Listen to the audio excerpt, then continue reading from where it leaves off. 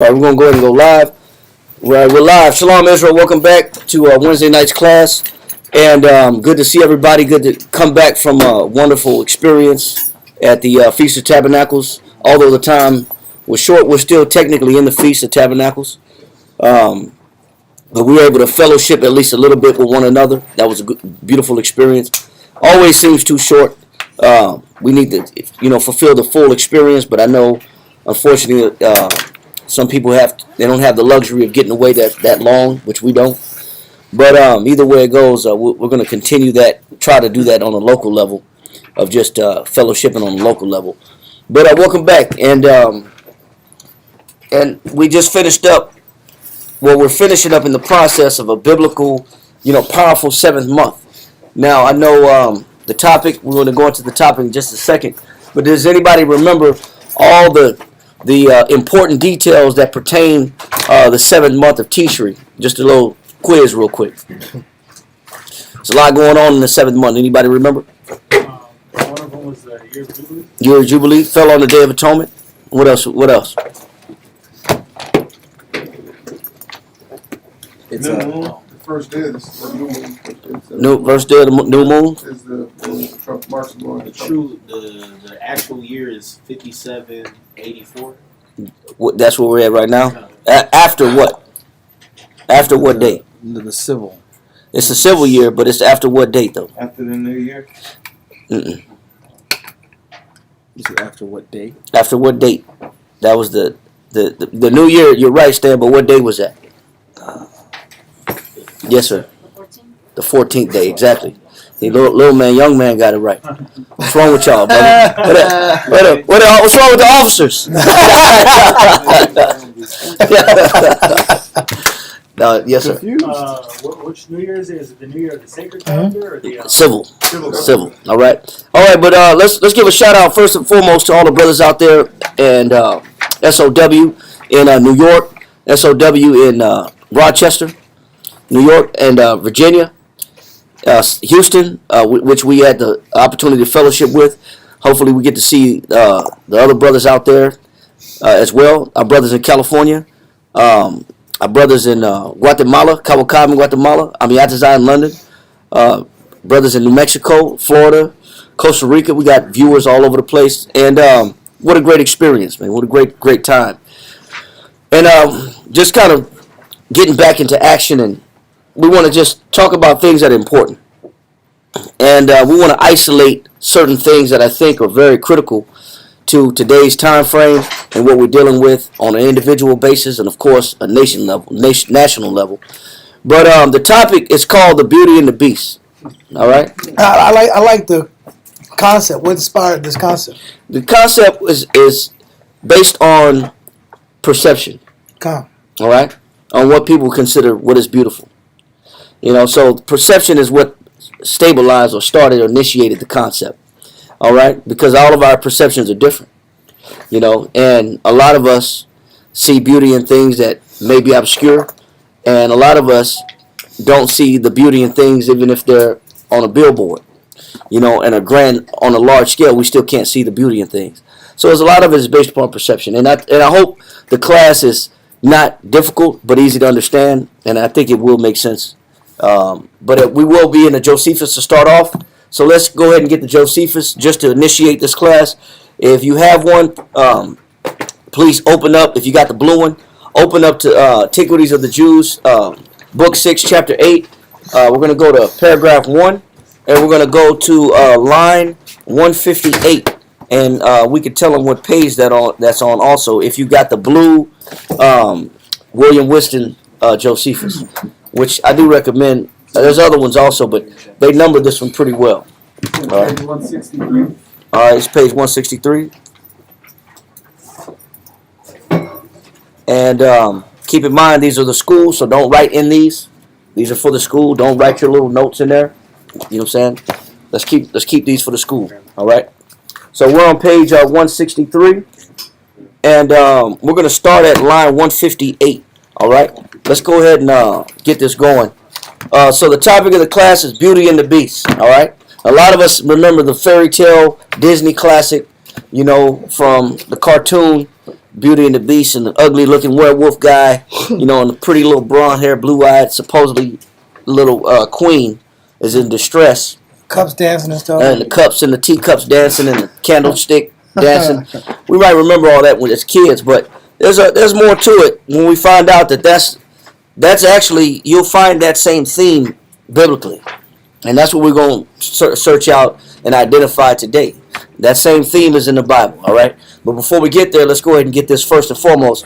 Josephus chapter 6, book, Antiquities of the Jews, book 6, chapter 8, paragraph 1. And we're in page 163. Let's start at that 158 right there. Line 158. And when they all saluted him and asked what was the occasion of his coming, he told them he came to sacrifice to the Most High. Okay, so now this is Samuel. This is Samuel, and he was mourning. He was mourning the defection of Saul, and from this point forth, the Most High had removed himself from dealing with Saul, and Samuel was mournful about this. Read. When therefore he had gotten the sacrifice ready, he called Jesse and his sons to partake of those sacrifices. Go ahead. And when he saw his eldest son to be a tall and handsome man. So now the Most High has sent Samuel on a mission to prepare the anointing of another king. So he had already told him, go to Jesse, you know, and go to his sons. So Samuel, looking at one of Jesse's sons, said what? He guessed by his comeliness. He said he guessed by his what? Comeliness. He said he took a guess by his attraction, by his comeliness, his handsomeness. So one of the sons of Jesse was a good-looking man. He was handsome. Read. He guessed by his comeliness that he was the person who was to be their future king. He said because of the looks of this man, he must be the future king. Because of the way he looks. Is what Samuel suspected. Read on. But Must have been a good-looking dude. Read. But he was mistaken. He said, but what? But he was mistaken. Sometimes you get it wrong. Sometimes what? He was mistaken. Sometimes you look at a person and you go off face value and you go off looks, like a lot of us do. A lot of us go off looks to identify what we constitute as beauty. A lot of us go off looks as what we constitute as appropriate, or a person is pleasant, or a person is kind, or a person is nice, or a person is cool because they look a certain way. So we accept people off face value. That's a common mistake that man makes. Yes, sir. Also, too, when you go on, like, as far as in the job aspect, they say that when you first walk into the door, the minute you walk in the door, within that 5-second window, they judge you based off of your appearance. Well, yeah, it's normal to be, you know, the scripture said a man shall be known by his what? His Gate. By his gait, his excessive laughter, his attire. A man may be known by his look. So yes, that is true. But that you can't see intention from a look. And that's what you can't view from the physical, from the outward perspective. You can't judge anything further than the surface. And a lot of times we judge off the surface and we quantify beauty based on the surface. All right? Just got to establish this. Read on. Line 159. But he was mistaken in judging about the Most High's providence. About who the Most High was working with. See, a lot of times you think because a person appeals to you and your liking, you think the Most High is in agreement with your perspective. And you say, well, if I look at this person as beautiful, the Most High looks at this person as beautiful too. That's a mistake. If I like this person for what they offer me, or they make me laugh, or they're a certain look, or certain they got a certain career path or certain job, or whatever it may be that appeals to me, we think the Most High is in agreement with our perspective. That's not always the case. Read on. It says, for when Samuel inquired of the Most High whether he should anoint this youth, whom he so admired, he esteemed worthy of the kingdom. He said what? He said when he inquired of the Most High whether he should anoint this youth, whom he so admired, he esteemed him what? esteemed worthy of the kingdom. He said, okay, now, Delby, I want to pull something real quick. This is called Britannica.com. This is called the halo effect. Halo effect. Error in reasoning in which an impression formed from a single trait or characteristic is allowed to influence multiple judgments or ratings of unrelated factors. I'm going to write that down. Halo effect. This is not something that Sean Wall just put on his ass. This is something. This not like he just. Oh, I gotta put a class together about beauty and peace. Worldwide, people do this. All right. It says research on the phenomenon of the halo effect was pioneered by the American psychologist Edward L. Thorndike, who in 1920 reported the existence of the effect of servicemen following experiments when commanding officers were asked to rate their subordinates on intelligence, physique, leadership, character without having spoken to the subordinate. Thorndike noted that the correlation between unrelated positive and negative traits. The service members who were found to be taller and more attractive were also rated as more intelligent Or better soldiers. Now, when you actually look at some of the soldiers on a true note of that went down as some of the best servicemen that ever lived, that were most heroic, they weren't the big muscular guys. Some of the most notable soldiers in Vietnam, in World War I, World War II, were tiny little guys that are like 5'3", 5'5", that was shot over 40 times and still kept fighting. Yeah. And still kept saving people. And still kept pulling people out of holes and tragedies. Benavides is one of them. But you got these the most heroic guys aren't the biggest guys. They don't got the most heart. But what we do is, because we have a perception of people and it's miscalculated, we think because of the way people look, they must be something more than what they are. And that's why Daviah is bringing out this halo effect, because that's a mistake that people make. All right? Proverbs, yes, sir. Where's that cited from? Britannica. But it's been going on for a long time. It's been on for a long time.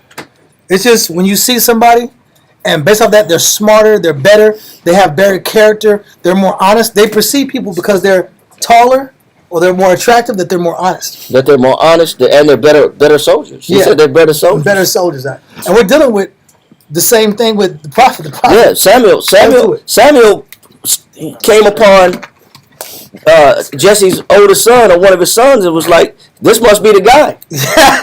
He's got to be him. He's got to be the one that the Most High is about to work with. Because that's what our want is. That's what our desire is. That's our perception talking. Man, because I like the way this person looks. The Most High must be with this person. Proverbs 31 and 30.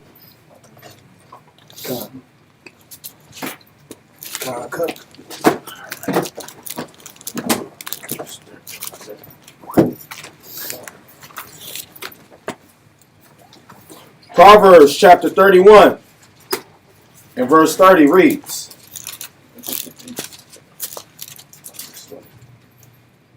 it says, favor is deceitful. Oh, it says what? Favor is deceitful. Because you like the way somebody looks. Does that mean that the Most High agrees with your taste?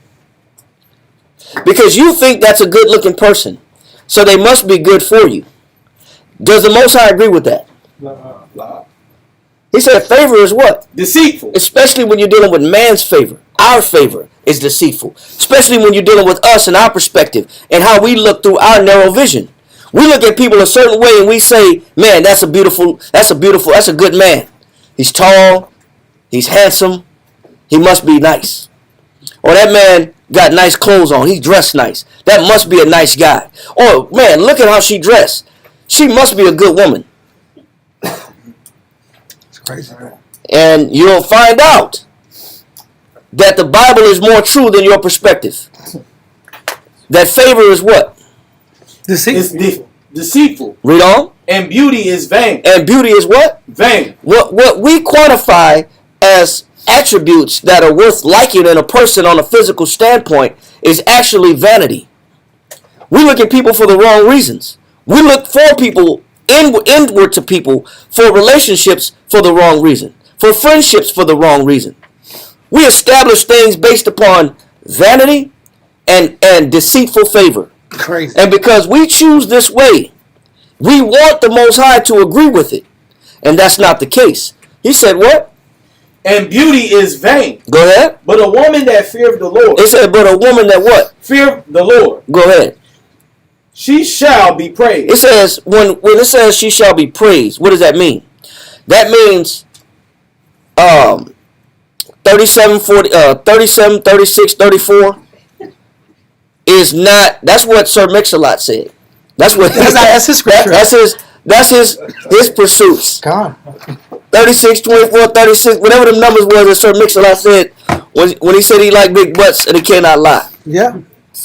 That's his rap song about what he prefer. That's his preference. But that's not the biblical standard. The biblical standard of a good woman is what? What woman shall be praised? Meaning, what woman shall be, her attribute shall be established as the standard. What is the standard of a good woman? But a woman that feareth the Lord. But a woman that what? Feareth the Lord. So she shall be what? She shall be praised. That means a woman that fear the Lord is the standard of a biblical good woman. But we pick women that do not meet the standard of the Bible through our deceitful favor and our vanity, and then we find out that the Most High is not in agreement with this. So now we're in this dichotomy. Then we're in this dynamic of what do I do now?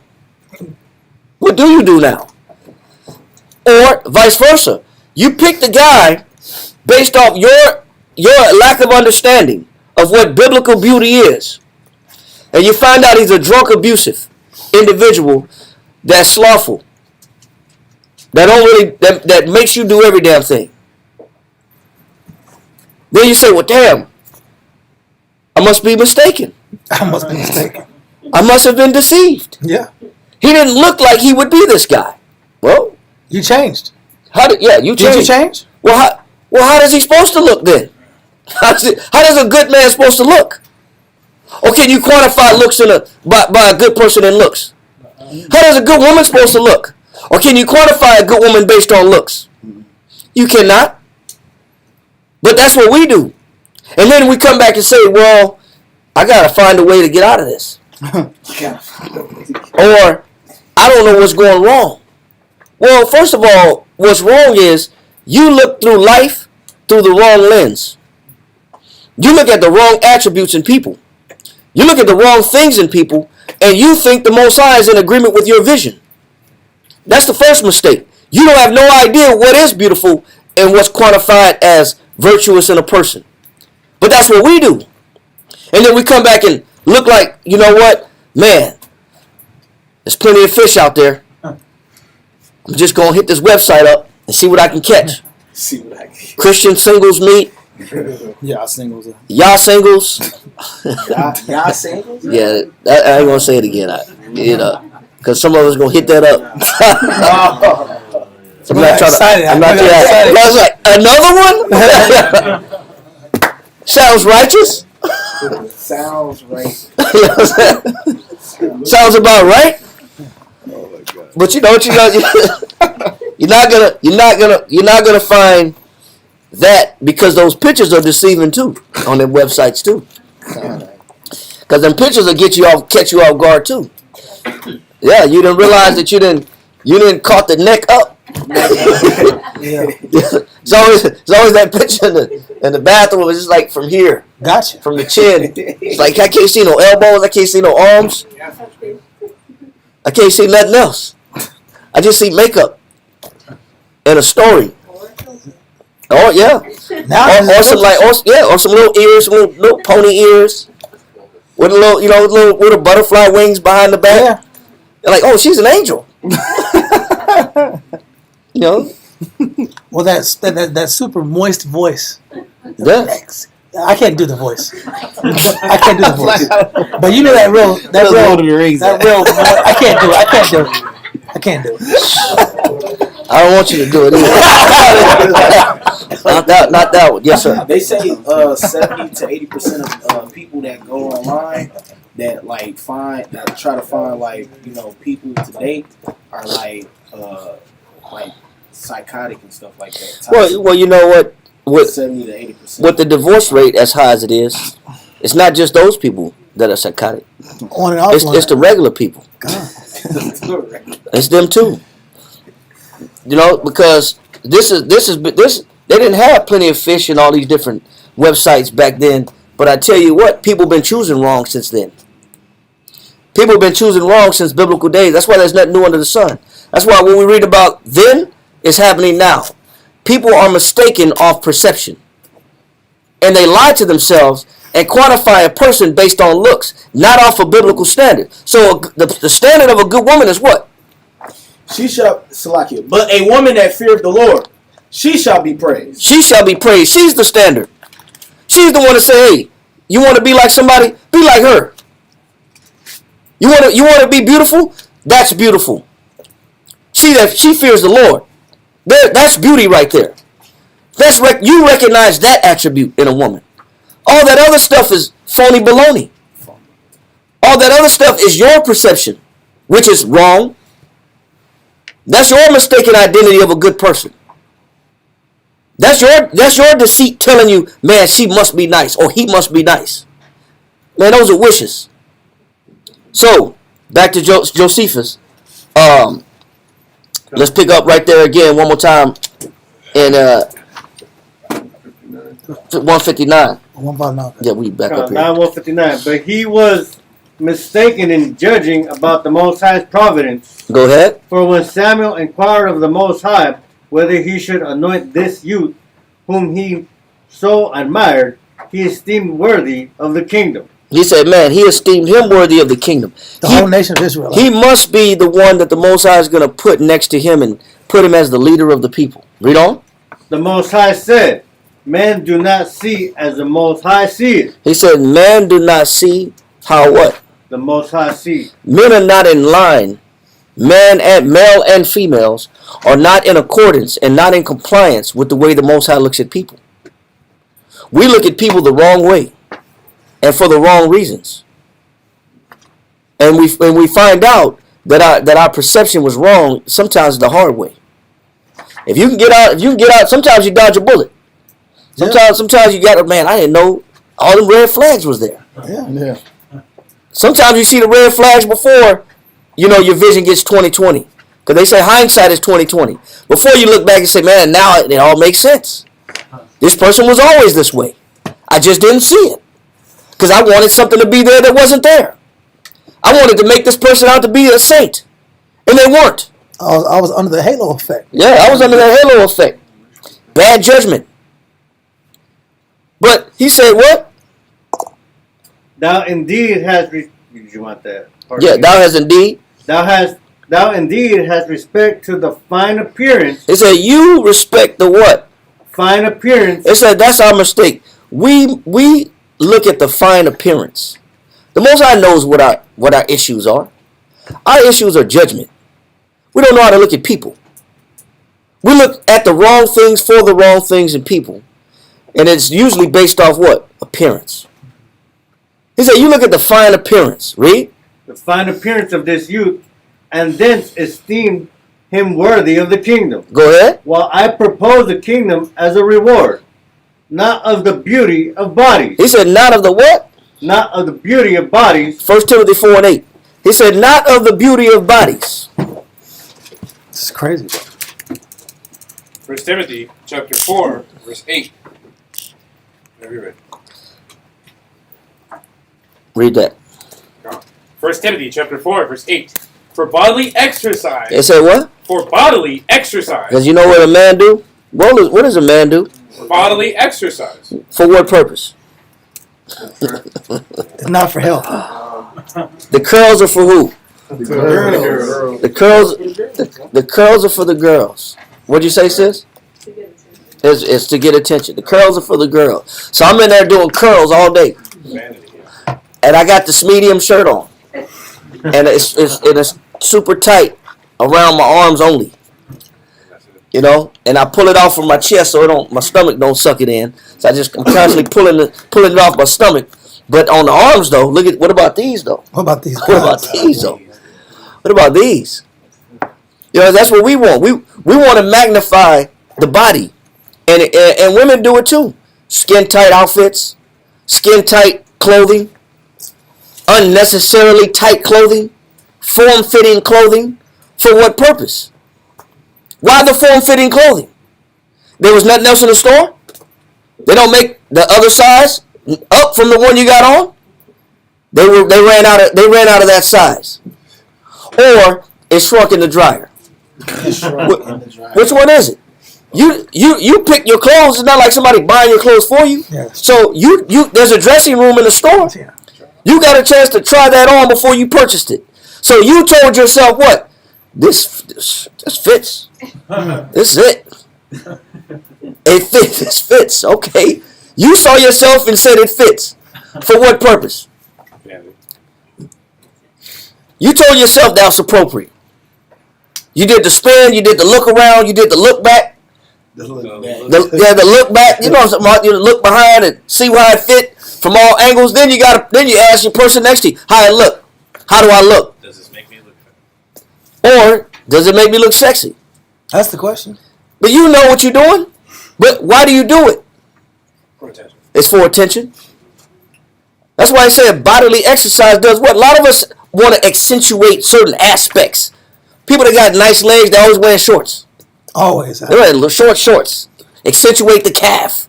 Accentuate the thigh muscle. Guys that got arms wear tank tops all the time. Even in the winter. That's crazy. It's not cold. It's not cold. Okay. You just, hey, I did it. I did it before I came in the truth.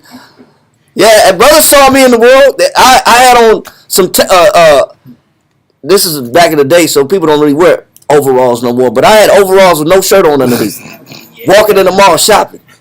Why? Because I just came from the gym. Bags in hand. Yeah. Overalls, just no shirt underneath. Tim's. Tommy. Just Tommy everything. When Tom was hard. But that's back in the day. But I understand why I did that. Or you just riding around with no shirt on everywhere you go? You just have no shirt on everywhere you go. Couldn't find the shirt. Ran out. Okay. Can't find the shirt. Okay. Why are you doing that? You gotta check the mail with no shirt on, right? Check the mail. It's hot outside. You have to. Okay, I get it. It's hot outside. So the point is what? He said what? 1 Timothy chapter 4, verse 8. For bodily exercise profiteth little. He said bodily exercise does what? Profiteth little. Read on. But godliness. He said, but what? But godliness. But godliness does what? Is profitable unto all. This word godliness in the New Testament is from the word eusebia. Eusebia is how you see this in the New Testament. This word eusebia means reverence or respect.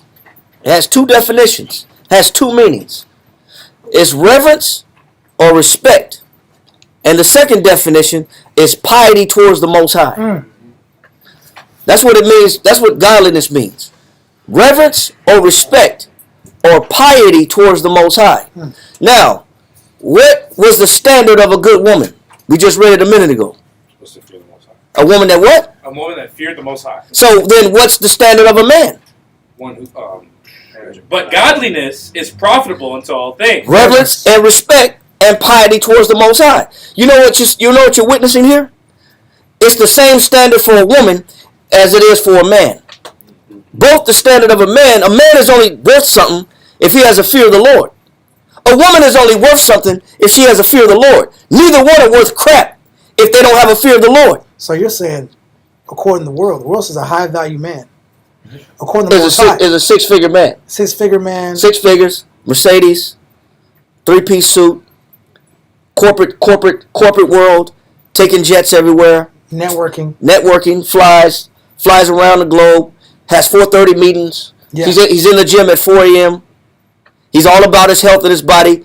He only eats 4 ounces of food a day. He's right at 1,200 calories. He's got to stop from there. And stay ripped. He stay ripped. He's chiseled. He's good. He's good with the kids. He's a showpiece. He's an arm piece. I can take him somewhere. I can show him off. I got him on my arm. I can let him meet my parents. Put him online. Yeah. Lost. I can introduce him to my friends. You know, that's what we think has value. But the Most High says it's the same thing for a man as it is for a woman. If a woman's value is her fear of the Lord, a man's value is also his reverence, his respect, and his piety towards the Most High, which is his fear of the Lord. These are the things that make a man and a woman worth anything. Without these two things, a woman and a man ain't worth nothing. So this is biblical standard. It's biblical standard, not our perception of people. We make people more than what they are, based on our preference. All right, back to where we was at. When you wanted to bring something out. Nah, we already passed the point. All right. Back to where we at. And yeah, you want Yeah, I wanna some? put some- Con, go ahead. 1 Peter chapter 3, verse 4. 1 Peter chapter 3, verse 4. Just in the same vein. Let me put that up there. 1 Peter chapter 3, verse 4. Yeah, 1 Peter chapter 3 and verse 4. On the same vein. 1 Peter chapter 3 and verse 4. Uh-huh. But let it be the hidden man of the heart. So let it be the hidden man of the heart, right? Not the external features. Read. In that which is not corruptible. That which is not corruptible or carnal standard, right? Versus the spiritual standard, biblical standard, right? Not corruptible, pure. Read. Even the ornament of a meek and quiet spirit. Ornaments, decoration. Ornaments that you prize. Ornaments that you focus on. If you wear a necklace, you wear a chain, the ornament's the centerpiece. It's the part that you really focus on. So Mosiah says the ornament, or what the part that deserves, that's worthy of focus and admiration, is what? Even the ornament of a meek and quiet spirit. A meek and quiet spirit is an ornament. It is something that's a decoration in the eyes of the Most High. It is something to focus on. It's something that's for beautification. It's beautiful. Read on. Which is in the sight of the Most High. Key point in the sight of who? The Most High. The sight, or as Shawan said, the perspective and lens of the Heavenly Father. So are we going off the Heavenly Father's perspective and lens? Or go off the carnal standard? The physical standard? The physical lens? Finish that verse. God. Which is in the sight of the Most High of great price. That right. Which is in the sight of the Most High. What? Great price. We always hear about a woman's worth. What is a woman's worth?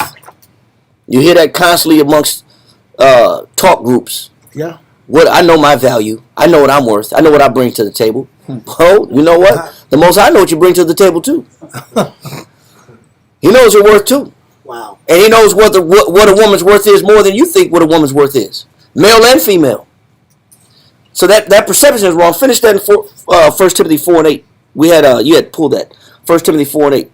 Yawab, you had that. You didn't finish it. Read it one more time. 1 Timothy chapter 4, verse 8. It says, "For bodily exercise profiteth little." So the Most High is not really concerned about a person's body so much being intact and tight and supreme shape.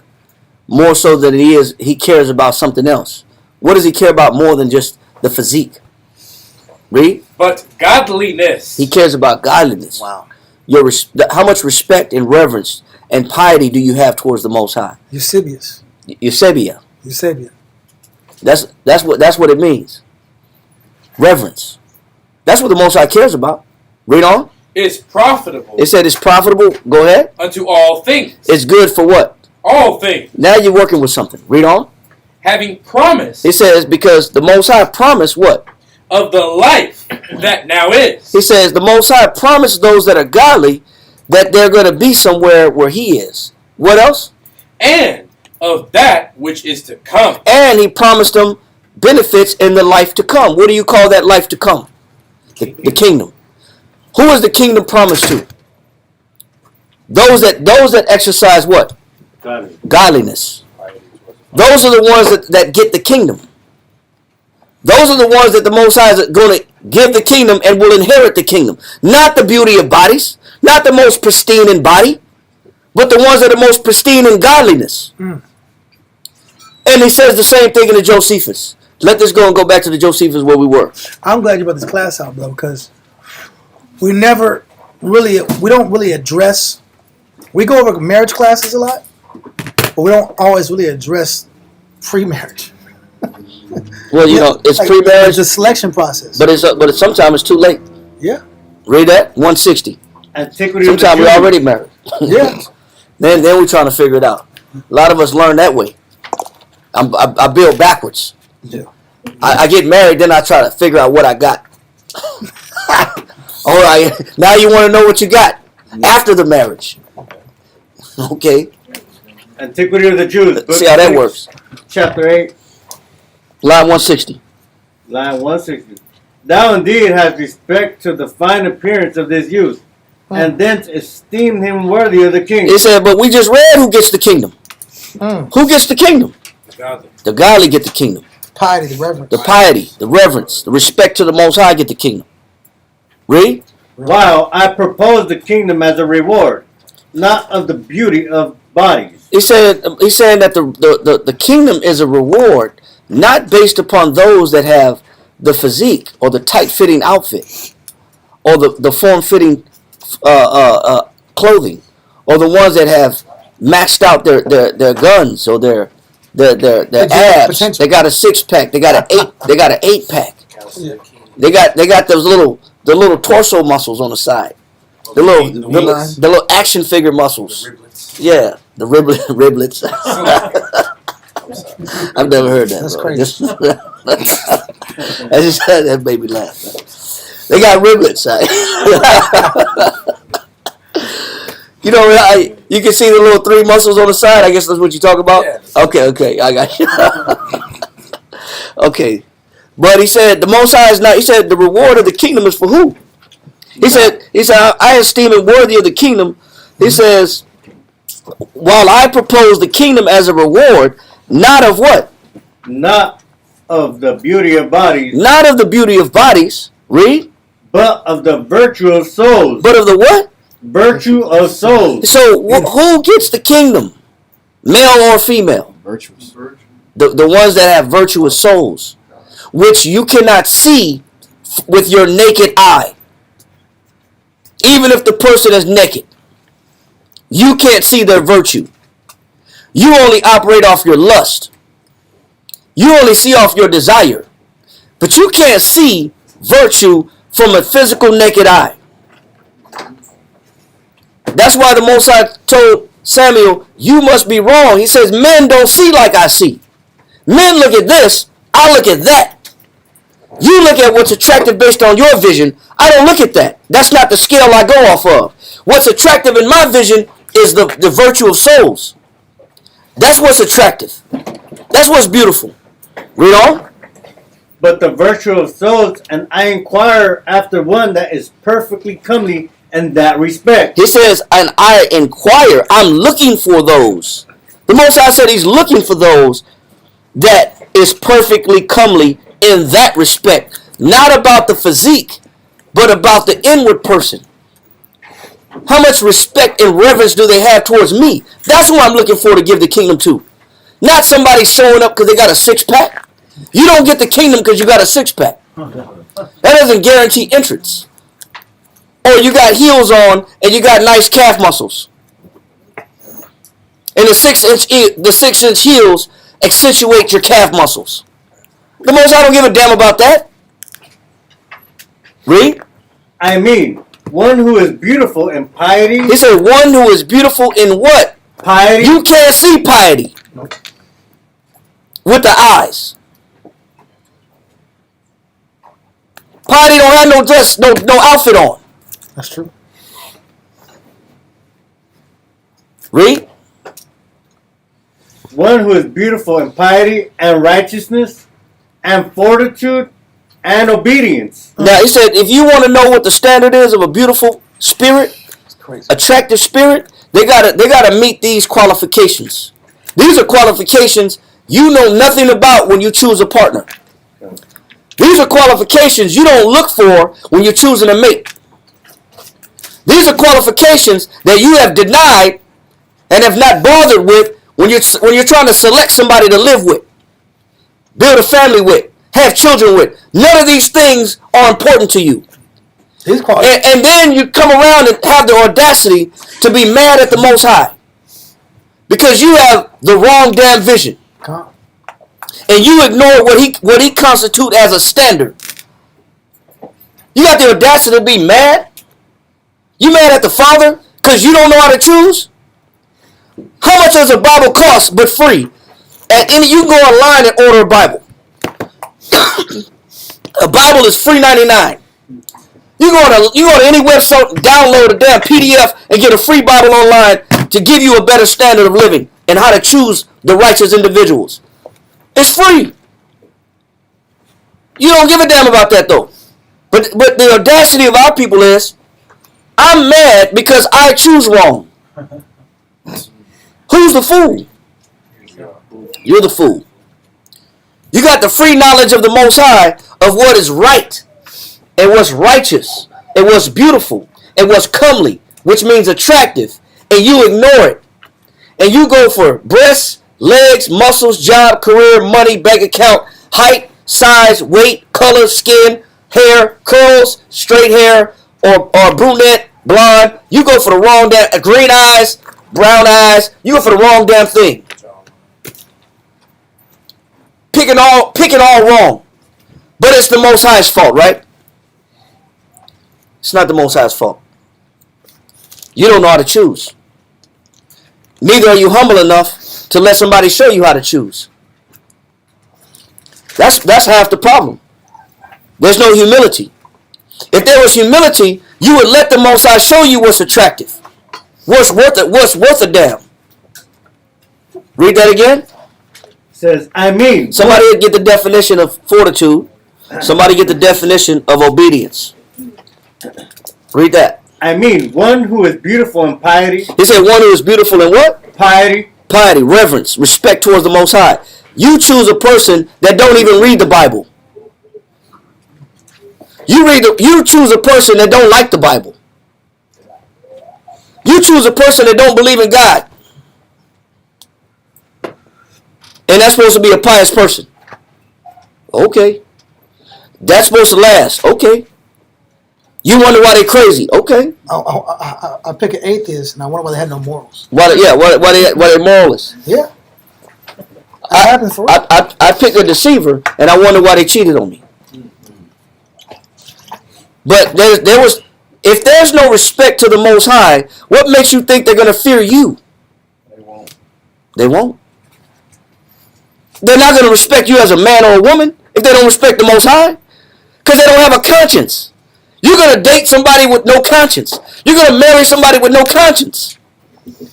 Do you think that they give a damn about backstabbing you if they have no conscience? That's why number one is they better have respect to the Most High. That's what brings them their value. Read on. And righteousness and fortitude. And righteousness is purity of heart. That's the definition. Purity of heart. They got a pure perspective. They're not looking at what's wrong with you. They're not always looking at the negative. They have a desire to look at things positive. You want to look for a person that's who the Most High is looking for. He said he inquires those that have these attributes. That's the comeliness of the soul. They look at things positive in a pure light, not somebody who looks at everything negative. Read on. And fortitude. Get the definition of fortitude. Fortitude. That strength or firmness of mind or soul which enables a person to encounter danger with coolness and courage. So you want to marry a quitter, right? That's what you like. A pretty quitter. A tall, handsome quitter. That's what you like. Good looking, chiseled, six-pack having quitter. Soon as things get hard. That's what you like. You like a defector. She got pretty hair.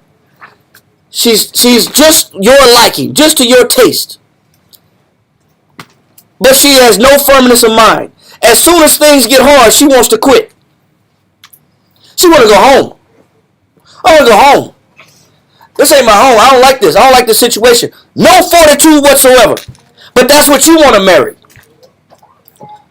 Somebody that as soon as things get the water get a little rough, they want to jump ship. Okay. That's a husband, right? That's a wife. Okay. Keep going off your standard. But that's not beautiful to the Most High. The Most High already laid down what the standard is. Read on. Yep, he said. Obedience. He said, well, no, you had definition. It says, or to bear pain or adversity. It says to bear pain or what? Or adversity. So you want the Most High wants people to be around Him that don't quit when things get a little rough. Shouldn't you want that in a marriage also? Shouldn't you want that in a partner? Soon as the money is a little funny, damn, you can't. The money's a little funny. You say you don't know if you can do this. Damn, we got kids now. We got a house and we got a family now, and the money's a little funny, and now you're not sure. We didn't put all this in. We got credit together, bank accounts together. We done established things together. Now you're not sure because things aren't going according to your liking. It's a little hard. She's wicked, huh? She's wicked. Yeah. You should know it the first 3 months, 9 days. You get this she's wicked conversation. You didn't know she was wicked like 9 days in? It don't take 9 days to see a person wicked. But what makes her wicked? She lacks these virtues. Come on. She don't got these virtues. Everybody's wicked. There ain't no righteous man in here. But that's ain't no righteous man online listening. But the conversation's always this happened because she was wicked. Right. Like, but it's the virtues that give value. It's the virtues that give any man or woman value. Without the virtues, you don't have value. That's what makes them wicked. Continue though. Go ahead. I'm just saying the conversation after the fact was, I didn't know she was wicked. Yeah. Or she was off. Like, the question is, does it take 4 or 5 years to realize the spirit lacks long-term potential? When you have 1,000 counselors over here, you got 1,000 counselors. Nobody helped you. 1,000 eyeballs. Yeah, 1,000 eyeballs, 1,000 different life stories, 1,000 other experiences and problems. You got peers, and you got the Bible on top of that. And I still make decisions based that don't put out correctly. Because I get bad outcomes because I ignore every single counsel. I ignore all the pages of the book, and I say I have a better way. And then I wonder, that spirit was off. That spirit was wicked. I couldn't believe it. The Most High could have told you. The Most High could have told you that. I can't believe it's the conversation. It's the shock value. The shock. It's always that. Every 3 years, I can't believe this happened, huh? Yeah. I thought I chose better this time. Yeah.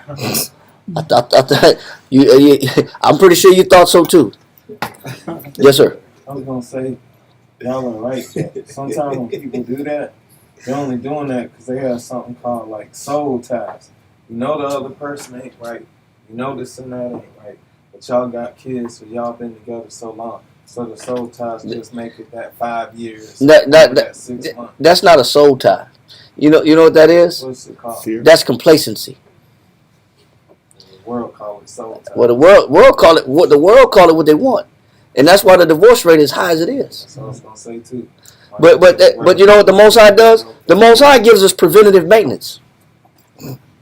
That's what the Most High gives us. He gives us a chance to solve problems before they even come. I could have avoided, if I would have known what to look for in a person, if I would have known the virtues that people, what the Most High quantifies as being valuable, I would have chose a lot different. Like you say, they don't know the Most High. That's why they get wrapped up like that. Right. They don't know what to look for because they don't value what the Most High values. Neither do they look at people the way the Most High looks at people. We look at people for all the wrong reasons. So how's the gospel? So that's the definition of fortitude, right? What's the next virtue? Obedience. Who got that definition? God, I got it. Powerful. Obedience Compliance with a command. So, you know what else the Most High finds beautiful? When you're able to tell a man what to do and he's in agreement with it. You know what? That's from Christ to the Most High. Because Christ said, listen, I think it not robbery to call myself equal to the Most High. Why? Because I do the will of my Father. So I'm in accordance to his will. I'm compliant to his will. You know, the head of every man is Christ. You know what Christ loves? A man that follows his will. You know what makes a good woman? A woman that follows a man's will. You know what makes a good parent? A child a good child, a child that follows the mother's will or the parent's will. You know what the Most High loves in people? Compliance to what you're told. But are you always compliant or in agreement with what you're told? Or do you disagree? Or do you have your own opinion about what you think should be, or where you should be, or what you should do? Because this is what the Most High considers a beautiful soul. These are the things you should be looking for. A person that's agreeable. Yeah. Not somebody that's anti what you say. That stand in opposition of your requests. Hey, I need you to go over here in the morning. Why do I got to do that in the morning? If it's always a why. Hey, brother, I need you to, come in today. I thought I was off. I don't understand, brother. This is unjust. Damn, brother, I explain it to you in a little bit. Wow, you tripping, bro. Damn, brother, I need you to go pick this brother up. Well, he ain't never got no gas money. I don't want to pick him up. Damn, brother, I need you to take this man home. Damn, brother, I don't want to take that man home. He lives too far. Yeah, the opposite side of town. We live on this side. I live on that side. You know what the Most High love? Somebody that's obedient, that knows how to follow. You know what the problem is in men? They don't know how to follow. You know what a woman's problem is? She don't know how to follow. She lacks that virtue. She don't know how to do what the hell she's told. You know, a man do the same thing. You tell a man what to do, he'll look you straight in the eye, say "Con," and don't do it. Hey, brother, did you turn that in? Con. Did you do your homework? Con. Lying. Hey, brother, was you drinking? Was you drinking this weekend? Lie. And he was drinking. You know what women do? Same thing. Did you do what I tell you to do with the money? Did you make that payment? Well, no, I needed to go do this, and I needed to go do that. So I thought that this should be first, and then I was going to do what you said. A lot of times, that's what it'd be like at the house. Did you do what I tell you to do at the house with these finances? Did you knock this out? Did you go use this money for that? No, I did what I felt was better for the house. No agreements. Hey, I need you to show me your check stub. Well, you got your own bank account. Why should you be looking at my money? Okay. That's you have your account, I have my account. Do what's best for you, I do what's best for me. But that's what you want, right? That's supposed to be a virtuous wife, right? You know what the Most High looking for? Compliance. Compliance in what? What's the definition of obedience? Compliance with a command. Compliance with a command. Compliance means you agree. An anti-standing in opposition individual with an opinion that does the opposite of what you say is not obedient. And that's not virtuous. And that's not a value or a standard of what the Most High quantifies as worthy of the kingdom. Because you can't listen. You don't listen. Read. God. The performance of what is required. It says a person that's obedient, they know how to perform what is what? What is required or enjoined by authority. And they follow the authority and the decisions of the authority. They know how to follow. That's what we look for in men. When we're choosing men as officers, we're choosing men as captains and leaders. What are we looking for? Obedience and sacrifice. Men that know how to follow. Can you take this order and follow through with this order? Or are you going to come back and tell me the next day I forgot? Or are you going to come and tell me, man, I had something more important? I had something come up. Every time I give you an order, something came up. You know what you don't have there? Trust. Because obedience builds trust. Obedience solidifies trust. And that's what makes men faithful. Those are the men we look for when we appoint men for leaders. We look for men that are obedient because they have the criteria of one that you can trust. You know, if I hand this person this responsibility, it's getting done exactly like I asked it to be. There's no alteration, modification, or some opinion involved. You did it exactly like I told you. You followed through. Damn, brother. The water. You did it on time, the way I told you to do it, the way it needed to be done. But you know what? We come through with modifications. Well, I had this to do first. This was priority. I'm going to do what you say. Just wait. Give me some more time. I'll double back and do what you say. We don't got time for that, man. Neither does the Most High. The Most High is looking for obedience, man. Nobody double back and follow. They follow after the fact. That's not obedience. Read. The performance of what is required or enjoined by authority. To constitute obedience, the act or forbearance to act must be in submission to authority. They got to be in what? Submission to who? authority. To authority. This is what it means to be obedient. Not somebody that carries their own damn opinion and their own desires and their own wills and their own wants. That person is not obedient. Neither should that person get the kingdom either. Neither should that person inherit the kingdom. So the Most High is looking for qualities. He's looking for virtues. It's not many of them, and they're really not hard to find. And it's pretty clear if you understand a dictionary. And you don't have to be a genius. You don't got to be a genius to understand these. They're quite simple. Piety. What else? Reverence. Piety is reverence. Righteousness. Fortitude. Right. Let me finish righteousness so we understand. Righteousness, purity of heart, or justice or equity between man and man. I know how to treat my people. That's real. A man knows how to treat a man. A sister knows how to treat a sister. That's simple. I know what's fair between men. So, piety, righteousness, Fortitude. Obedience. Meaning somebody that don't quit when things get a little hard, or they have to bear a little bit of pain. They want to quit and give up. And what else? Obedience. The Most High said them 4 attributes quantify a beautiful soul. It quantifies an attractive person. That's an attractive person to the Most High. Not in what you look for in people. You're too busy looking for booty and boobs and height and muscles. And you wonder why there's a problem. Because you're not looking like the Most High is looking. I say that because the young men are here listening too. And there's young women listening too. And you know what? As these young men, they ain't always going to be young. These little young ladies ain't always going to be young. They're going to want to get married too. But hopefully they don't make the mistake that we make. Looking at people the wrong damn way. Save y'all a lot of trouble. We're going to save y'all a lot of pain. A lot of time, too. A lot of counsel, a lot of late nights, and a lot of heartbreak. And a lot of confusion, sitting in a dark room like, I don't know what happened. I just don't know. What did I do wrong? A lot of confusion. Because that's where men be at.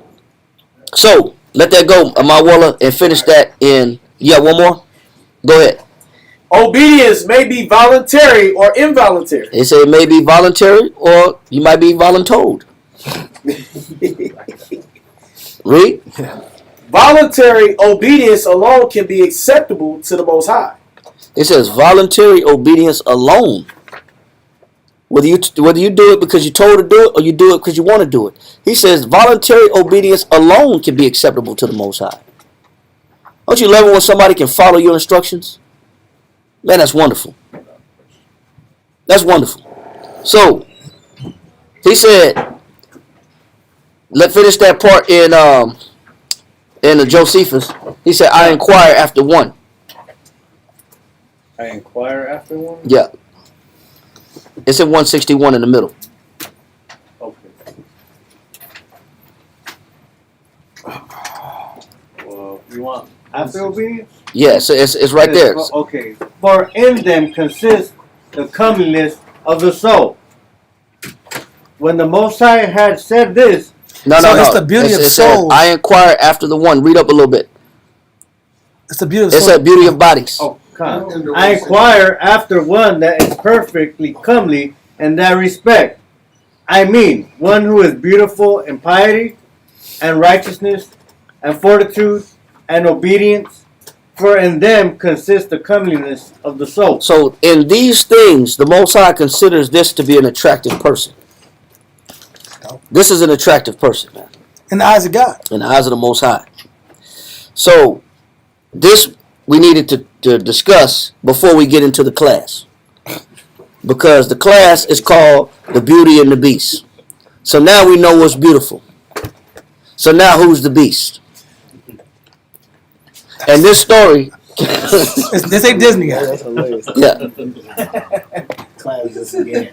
Now we're getting started in the class. That's amazing. Because we have to establish what is beautiful. Not your perception. Not what you consider.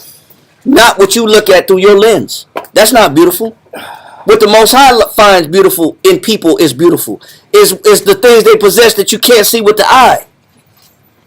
And this story is already in the Bible. It's in 1 Samuel chapter 25, and let's go there. You right? Tripping out, bro. 1 Samuel chapter 25. Start at verse 1.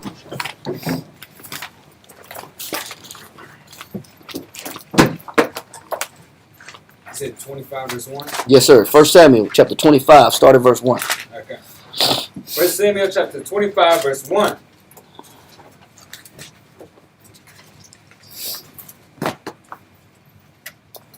Read that. And Samuel died, and all the Israelites were gathered together, and lamented him, and buried him in his house at Ramah. And David arose, and went down to the wilderness of Haran. Now, when you look at a map, the wilderness of Paran is the Sinai Peninsula.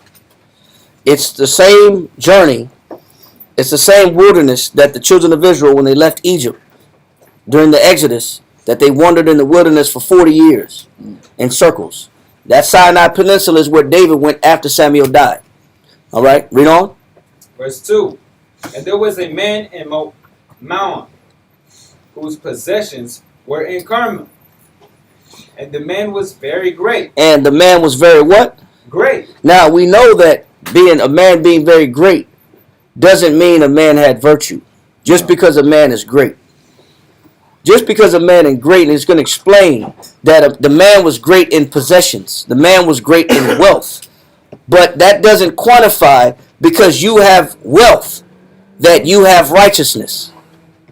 Those two things are not always in league. They don't go together all the time. And in this particular case, although it's saying this man was great, he wasn't virtuous. This man was great only in wealth. Read. And he had 3,000 sheep and 1,000 goats. And he was shearing his sheep in Carmel. Now the name of the man was Nabal. Now, it says the name of this man was what? Nabal. Read. And the name of his wife, Abigail. Now, you have what's being described, and that's why I call the class The Beauty and the Beast, because in the same sentence, you have two different personality types. Two different personality types being described in this one line. It says, now the name of the man was Nabal, and the name of his wife was what? Abigail. Now, Abigail means my father is joy, or cause of joy. That's what Abigail means. My father is joy. Meaning, she had what? Even her name means what? Joy. No, she has reverence or respect to the Most High. Her joy comes from who? The Most High. Even her name means the Most High is her joy. Golly, bro. The Bible be telling us flat out. It be telling us. It be hinting, and we just don't pick it up. We don't pay That's attention. crazy, bro. But we choose women whose the Most High is not their joy. The club is their joy. Shopping is their joy. Money is their joy. We pick Vashti's up. Yeah. So her name means The Most High is my joy. That's what her name means. It says what? And she was a woman of good understanding. It said, and she was a woman of what? Good understanding. She was a woman of good understanding. And what does that mean? Just Let's go to Ecclesiastes chapter 36, verse 22 to break that down.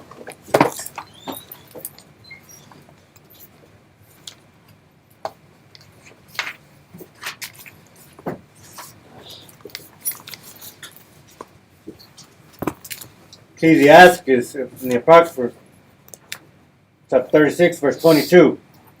The beauty of a woman cheereth the countenance. So is she beautiful in the physical? Is that what makes her beautiful? Is that she's beautiful in the and she's beautiful in the face? Is she beautiful in the body? What makes her beautiful?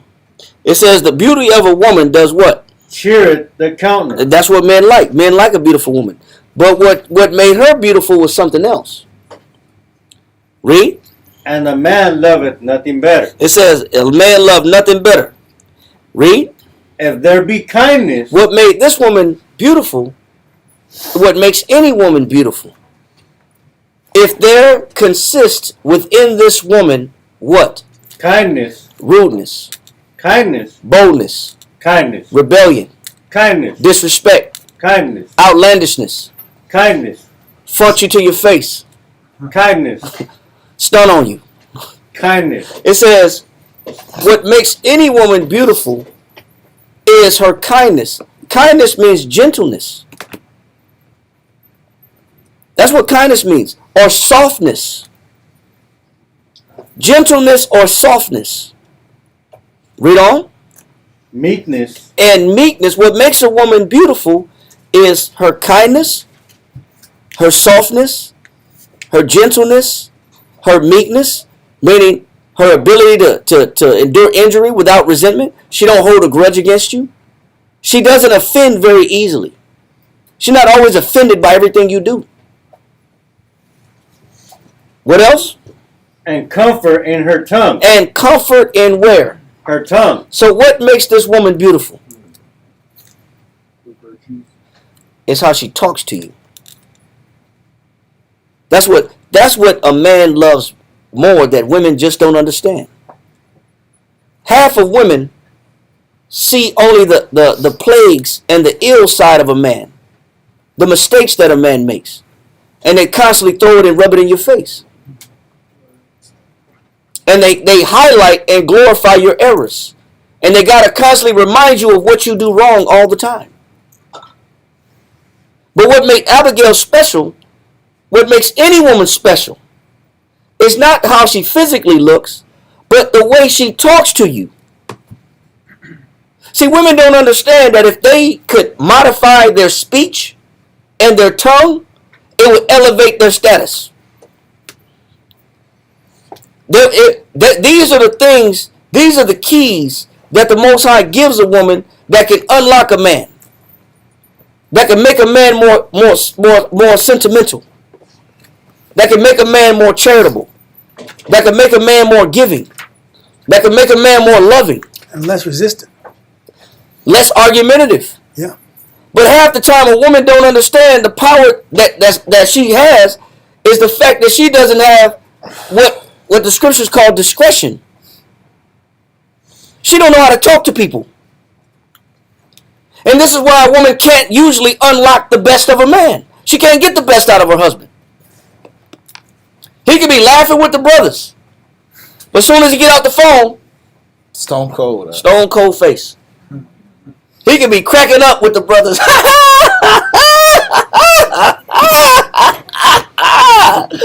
Woo! Hey, Shalom, I'll call you tomorrow. Like, all right.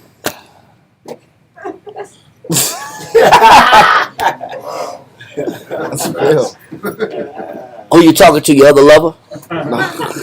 Who's on the phone? Your other lover? Your friends. You making love to them too? You loving on them too? Damn, you know what you don't understand? She don't understand that tongue is what ruins a lot of the intimacy between them. She don't know the power of it. She don't know the value that's what men love. Is actually a woman that's kind and gentle and that knows how to talk to a man. But your speech be rude, be brash, is harsh, is violent, is condescending. It's always accusatory. It's attacking somebody. It's criticism and analysis. Look at you. Look at you. Just look at you. Like, damn, you telling me to look at me. like, what do you want me to see by you telling me to look at me? To look at you. That's reproach. And that's scorn. But that's not easily understood. Because it happens all the time. And it happens every day. And this is one of the failed reasons why relationships start to grow sour. Because of speech. And the lack of discretion. Read that one more time. Ecclesiastes chapter 36, verse 23. And there be kindness, meekness, and comfort in her tongue. She got something to offer. You know, there's an old saying, a lovely face hides an empty mind. I never heard that. That's pretty dope. A lovely face hides an empty mind. That's an old saying. Wow. When you first hear that? Man, it ain't biblical. It ain't biblical, but it's biblical. you know, I know. It's crazy. Get Proverbs 11 and 22. This is how we know it is biblical in a sense.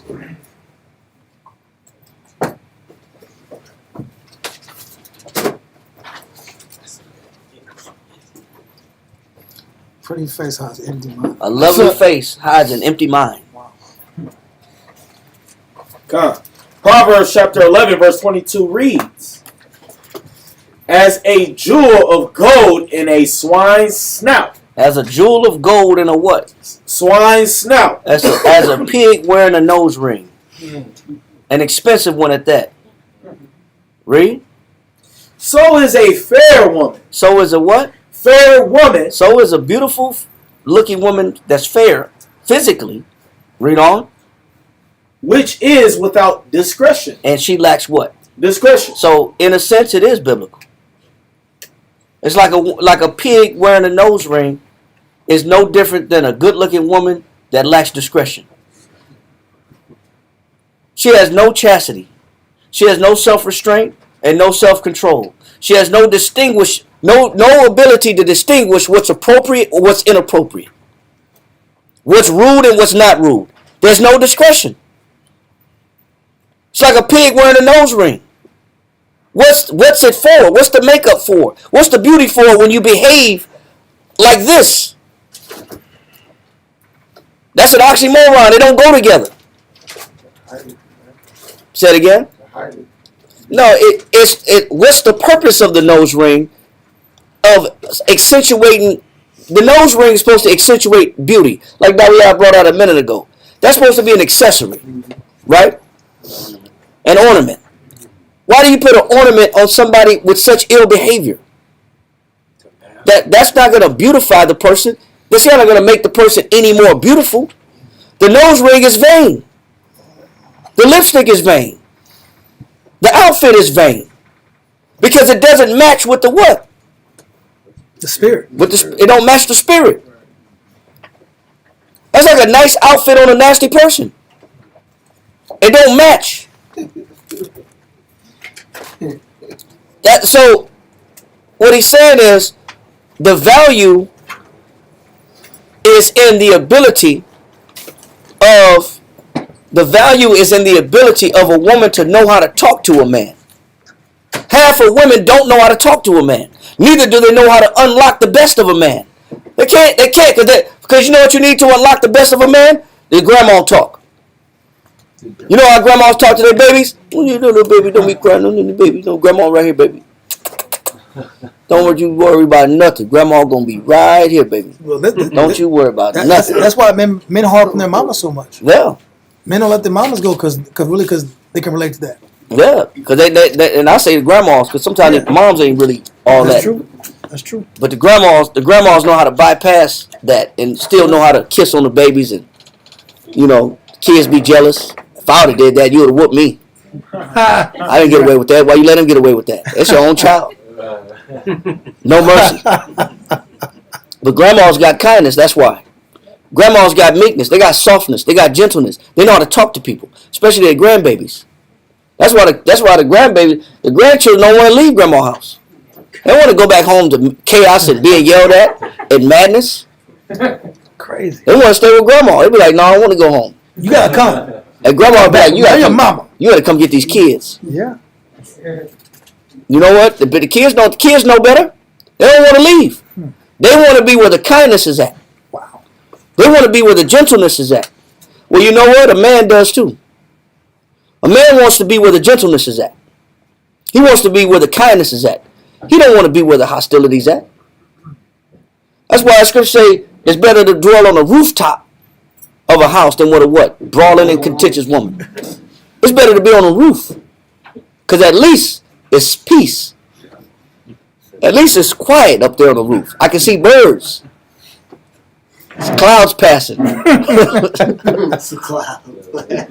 But I don't want to be where the violence is at, where the hostility is at.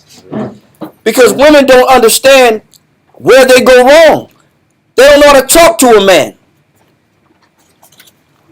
I hope people picking up on game. Because the scripture drop a whole lot of information.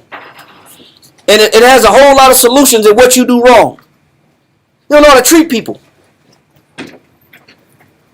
So Abigail was one that stood out in the eyes of the Most High because she possessed certain attributes and virtues that normal women don't possess. Verse 23, one more time, Amiyati. Above most women. Ecclesiastes chapter 36, verse 23. If there be kindness, meekness, and comfort in her tongue, then is not her husband like other men. Ecclesiastes, you in Ecclesiastes, right? Come. Give me verse 18. Verse 18. The belly devoureth all meats. It says the belly devours what? All meats. You eat ribs. You eat jerky, beef jerky, tenderloins, hamburgers, steaks, chicken. It said the belly devour all meats. The belly is not what distinguishes the meat. The belly take it all. But it's not the item that distinguishes the flavors. Read on. Yet is one meat better than another. He said, but certain meat is not all the same meat. Salisbury steak is a little softer than roast chuck, than cube steak.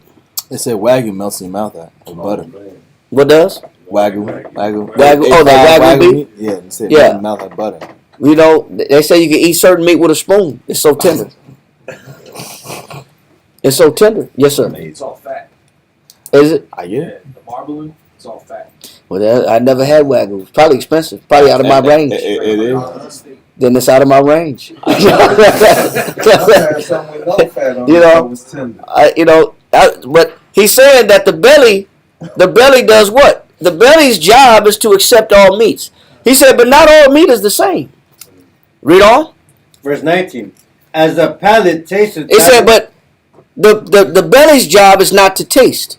It's the palate's job to taste. The belly will accept it all, but the palate's job is to taste it and decipher it and distinguish it and to tell you the difference of, I guess you could say, what's Wagyu and what's prime roast and what's filet mignon and what's Angus beef and what's prime rib. The palate is what distinguishes the flavor and the taste. The belly will accept it all. Read.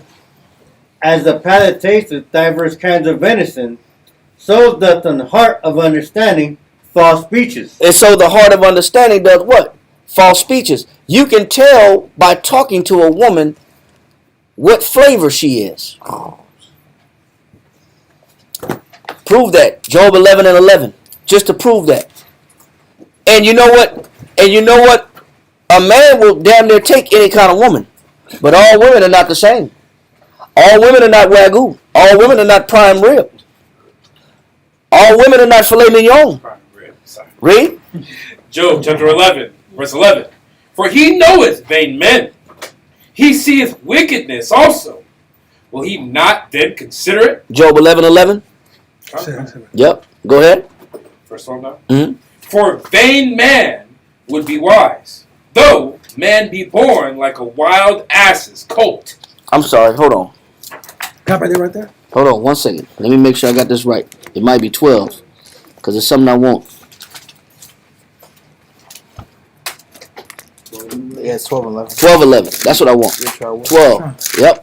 Job chapter 12, verse 11. Read that. It says, doth not the ear try words? It says, "Did not the ear do what? Try words. What's the member of the body that the Most High gave you to decipher and disseminate words?" The ear. It says the ear has the ability to decipher positive and negative words. It listens. That's its job. It determines sounds. It distinguishes sounds. Read. It says, and the mouth taste his meat. And the mouth's job is to determine what kind of meat you're eating. That's what the mouth does. Read. It says, with the ancient in wisdom and in length of days understanding. It says, and also if you have wisdom, if you have understanding, you know what's appropriate. You know what's proper. You know you can distinguish what is appropriate, what's tactful. See, one thing that Abigail possessed was tact. She knew how to speak. And you're going to find that out later on as we read in the chapter. She knew how to talk to a man. She knew how to pacify a man's wrath. Because she knew she had understanding. So when it talks about Abigail having a good understanding, she knew what was appropriate. She had discretion. She had chastity. She can distinguish what words do what to men. I can activate his anger, or I can pacify his wrath. I can calm him down, or I can get him heated and not give a damn. See, women's supposed to have that ability. They're supposed to have that ability to decipher what is appropriate. The mouth's job is to do that. So you mean to tell me that a woman don't know how to talk to a man? She does. She chooses not to talk to him a certain way. She chooses not to have respect.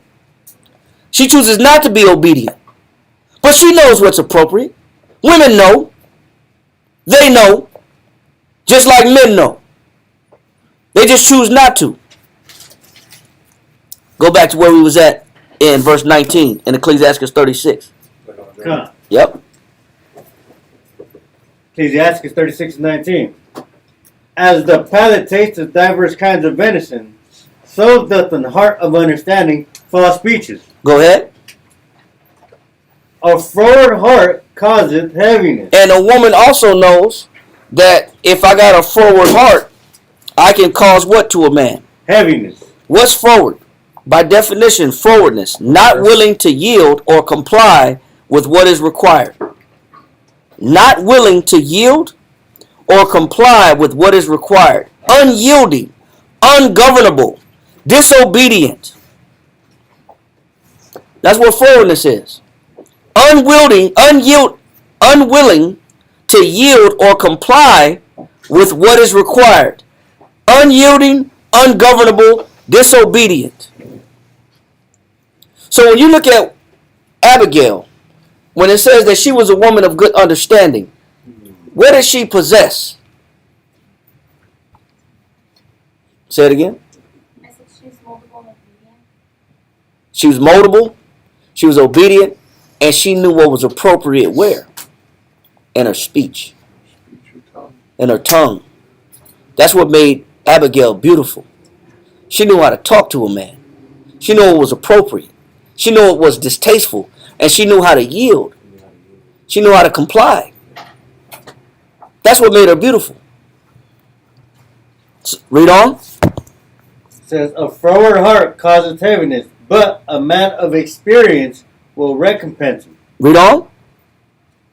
A woman will receive every man, yet is one daughter better than another. It says a woman will receive a better any man, but all women ain't the same.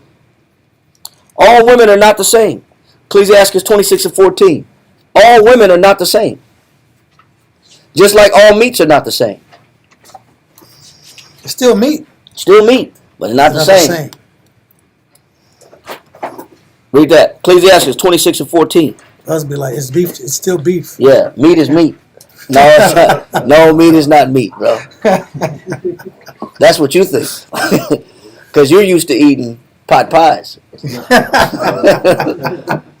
You're used to eating Hungry Farmers. Yeah. All meat is not meat, brother. Go ahead. Ecclesiastes 26 and verse 14. A silent and loving woman. It says what? A silent and loving woman. A silent. All women are not the same. A silent and what? Loving woman. Go ahead. Is a gift of the Most High. That's a gift, man. That's a special gift. That's a blessing. You got a woman that knows how to keep silent because she has discretion. She knows how to give kindness when it's needed. She knows how to give gentleness in her tongue. She knows how to talk to you. Man, that's a gift from the Most High, bro. Anything else outside of that is a worldly woman. That's a carnal woman. That's a woman of the world. She don't know how to respect you in conversation. That's a worldly woman. Read on. And there is nothing so much worth. And once again, we're talking about a woman's what? Worth. Her value. A woman's worth. He said you can't compare the value of what? And there is and there is nothing so much worth as a mind well instructed. A woman that you can what? Instruct. A woman that will yield to be instructed. She'll be in compliance to instruction. She will agree to instruction. You can't put a price on a woman that you can teach. You can't put a price on that. Now we're talking about what's beautiful in people. But men don't understand that. You're looking for somebody to be with, but you have no idea what's valuable, what's worth your time or your energy or your sacrifices. Wow. Let that go. Let's go back to 1 Samuel, chapter 25. So you're saying if men don't know what's worth their sacrifices, they'll pour all their sacrifices into a broken vessel. Yep, a vessel that holds no water, that you can't build with. 1 Samuel 25.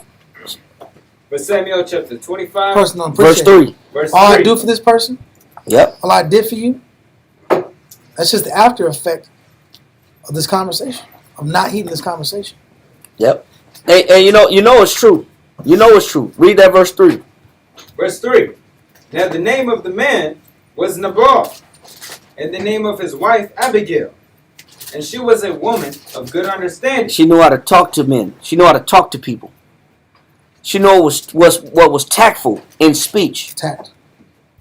She possessed discretion. Not that she was just beautiful. There were things inward that made her beautiful. Read on. And of a beautiful countenance, but the man was churlish and evil in his doing. The word churlish. Now here it is. You got a woman that's a good woman with the opposite personality type. I got it right here. 2 Corinthians 6 and 14. Oh, you want me to read church? In a second. Oh. 2 Corinthians 6 and 14. You got two people in a relationship, two different personality types. Read that. 2 Corinthians 6, verse 14. Be ye not unequally yoked together with unbelievers. It says what?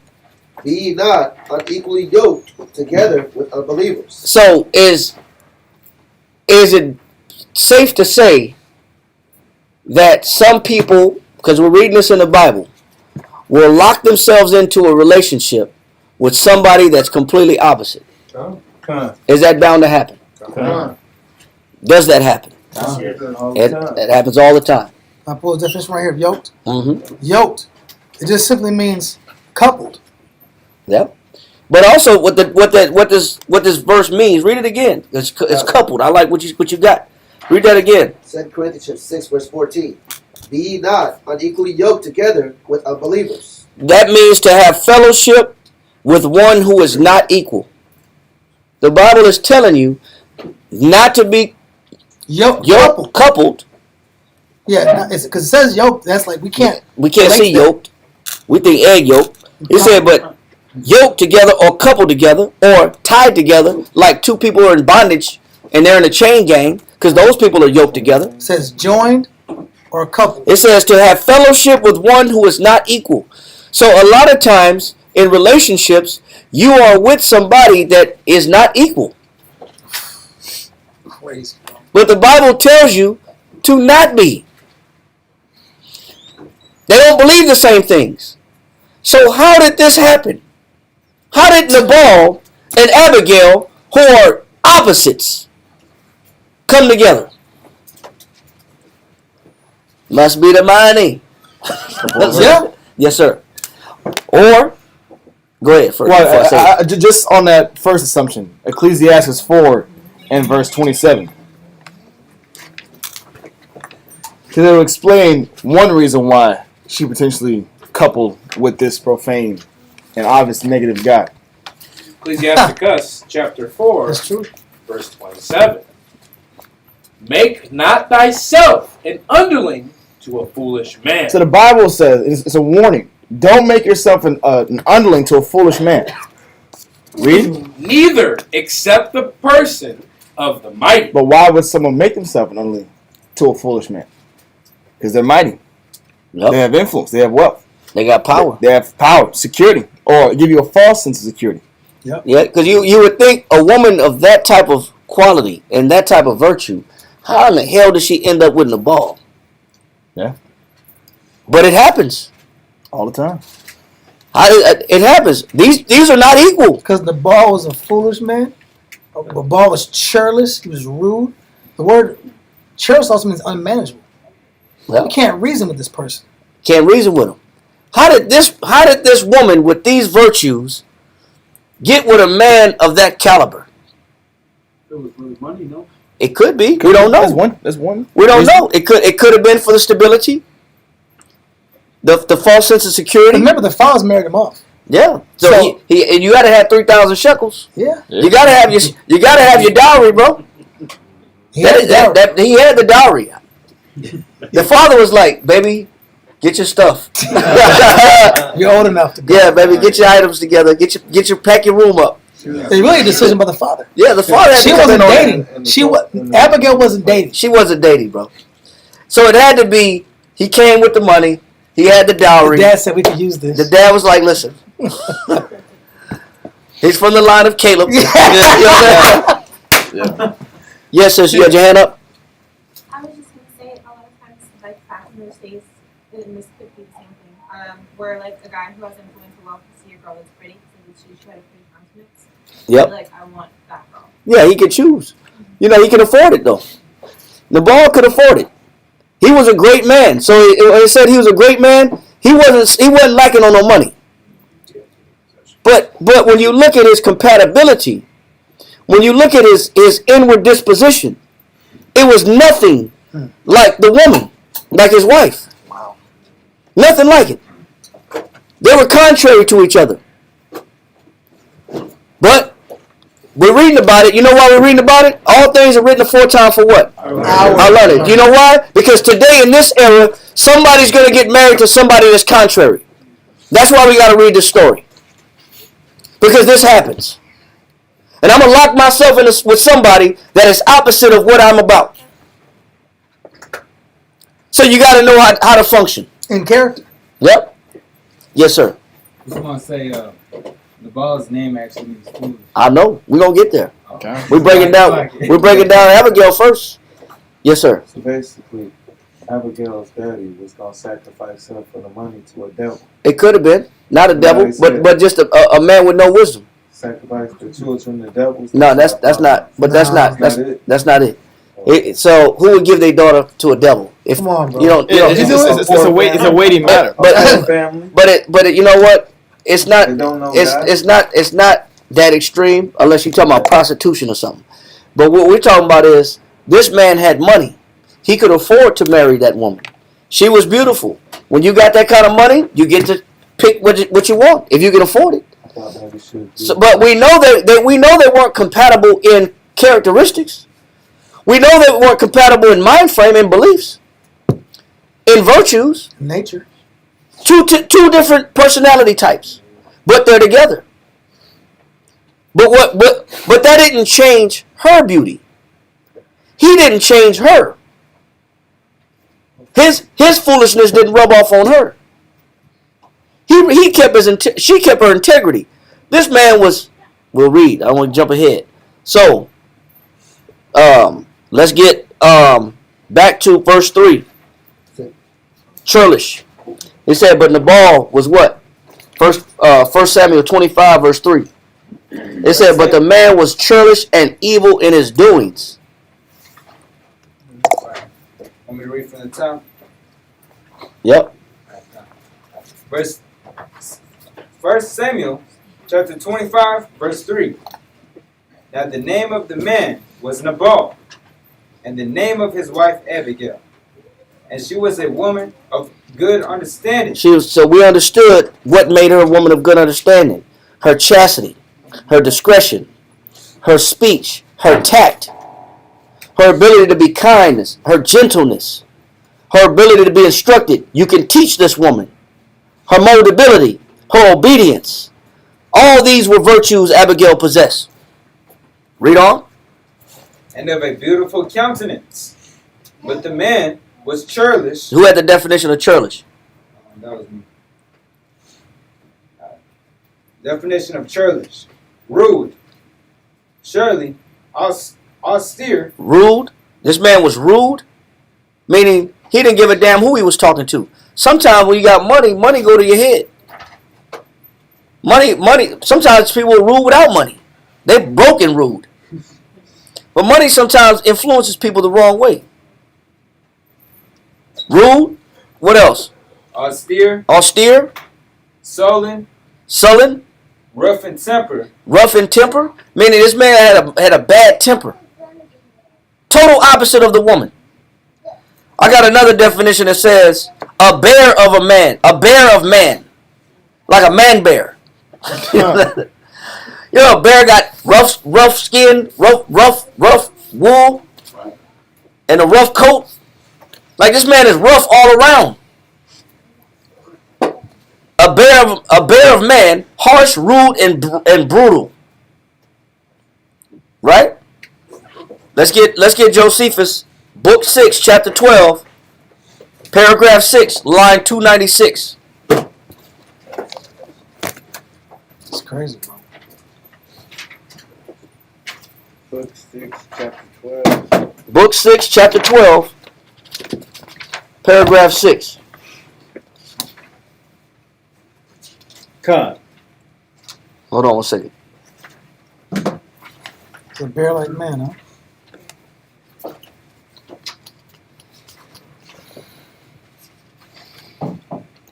Verses 12, paragraph 6. You said No. 296? Line 296, hold on, this ain't it. Line 296 is book 6, chapter 12, I'm sorry. 13.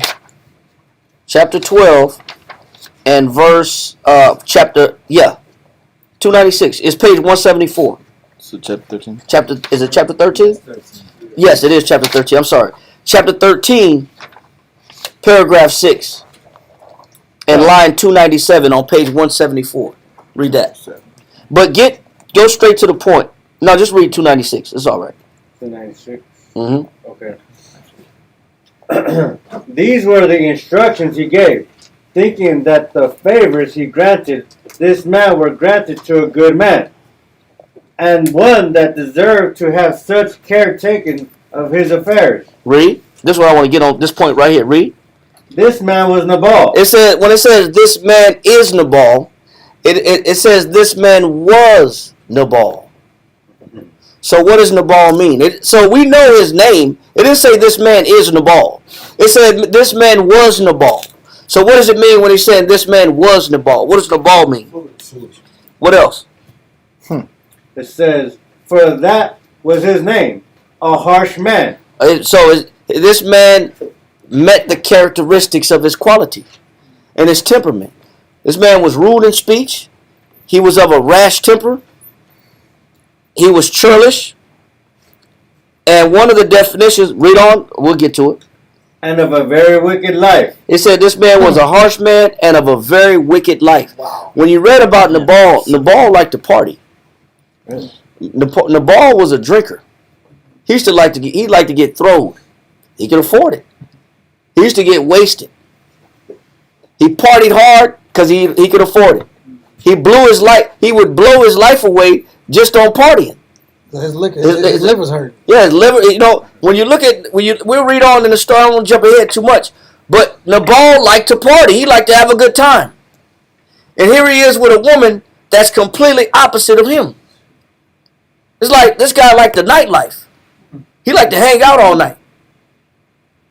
He said this man was Nabal. Read. Being like a cynic in the course He of says his behavior. being like a cynic. Get that definition. He was like a cynic. Cynical.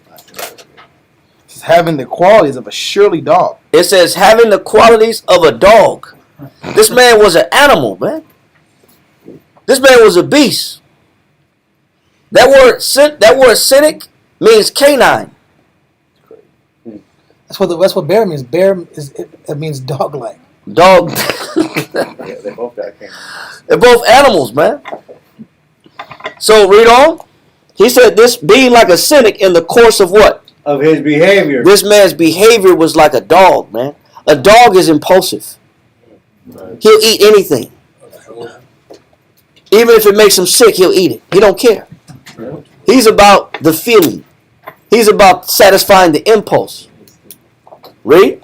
But still had obtained for his wife a woman of a good character. Showing you that sometimes you will see a dynamic of a relationship where a man is a beast, but the woman is beautiful, but in character. Sometimes it's opposite. Sometimes the man is good in character. And sometimes the woman is a beast in character. It says surly. It says bad-tempered and unfriendly. Damn, man. Ill-natured. So now we understand why it says he was Nabal. Read on. It says, woman of a good character, wise and handsome.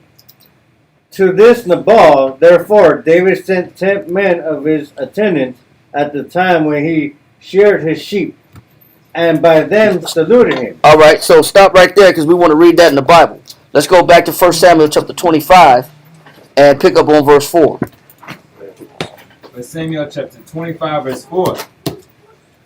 And David heard in the wilderness that Nabal did shear his sheep. And David sent out 10 young men. And David said unto the young men, Get you up to Carmel, and go to Nabal, and greet him in my name. And thus shall ye say to him that liveth in prosperity. David said this man lives in what? Prosperity. He says, tell this man that lives in prosperity. Go ahead. Peace be both to thee. He said, peace, shalom, to you. Go ahead. And peace, shalom, be to who? Be to thine house. To your house. And shalom to who? And peace be unto all that thou hast. And blessings and peace be on everything you possess. This man bestowed nothing but blessings upon this man, his house, and everything he owns. Nothing but blessings. Meant this man nothing but good. All good. Read on. Verse 7. And now I have heard that thou hast shearers. And now thy shepherds which were with us, we heard them not. Neither was there aught missing unto them. He said, we watched over your sheep and your shepherds. We looked after them all night. No harm came to them.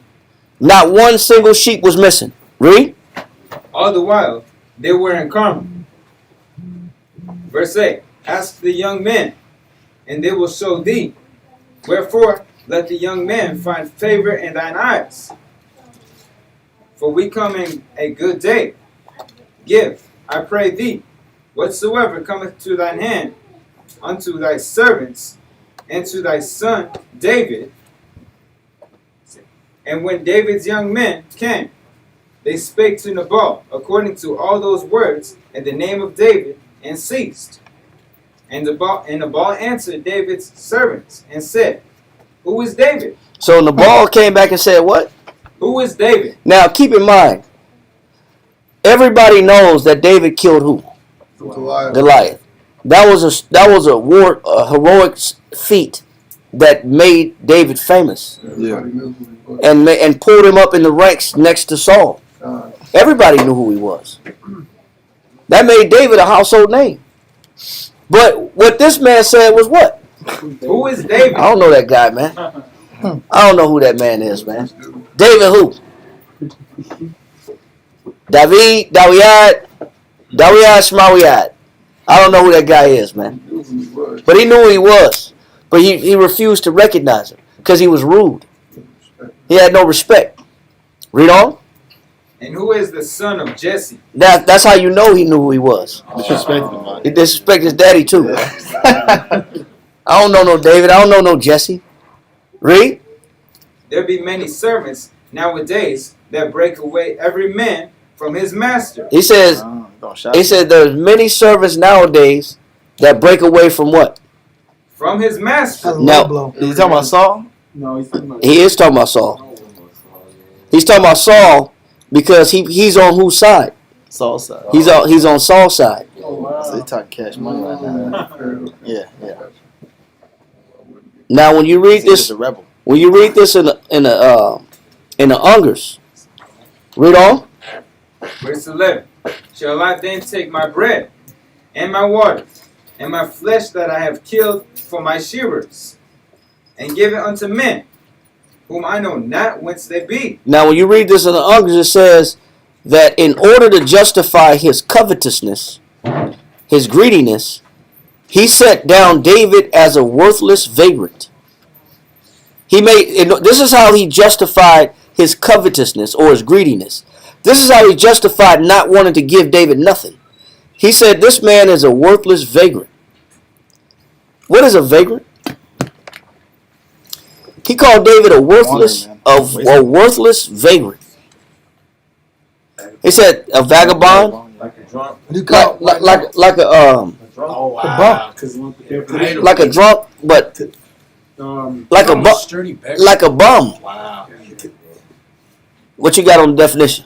Number one, wandering from place to place without any settled habitation, as a vagrant beggar. As a vagrant beggar, like a homeless bum. He talked to David like the man who killed Goliath and saved the nation. Tens of thousands.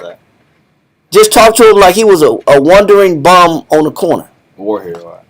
Now I'll say the reason why he probably said that to him was because he was on the run from Saul. He was. He was in caves, and he was in that condition where he had to, subject He was impoverished at the moment, but he was. Remember, he was in the wilderness of Paran, so he was living rough. He had a little. His lifestyle wasn't comfortable. He was living in the wilderness. All he was asking for was some help. Little bit of crumbs, little bit of help for his men. I watched after your sheep. All we asking for is just a little bit of help. He said, man, I don't know this man. Why should I give this man anything that belongs to my shearers, to my men? I should give this man bread. I should give this man my water that belongs to my guys. I'm not giving that man nothing. After he did work, he did work for him. He did it for free, bro. A great favor for him. So, read that one more time in verse 11. Verse 11. Shall I take then my bread and my water and my flesh that I have killed for my shearers, and give it unto men whom I know not? I don't know these men. Stand. Proverbs chapter 21, verse 27. 27.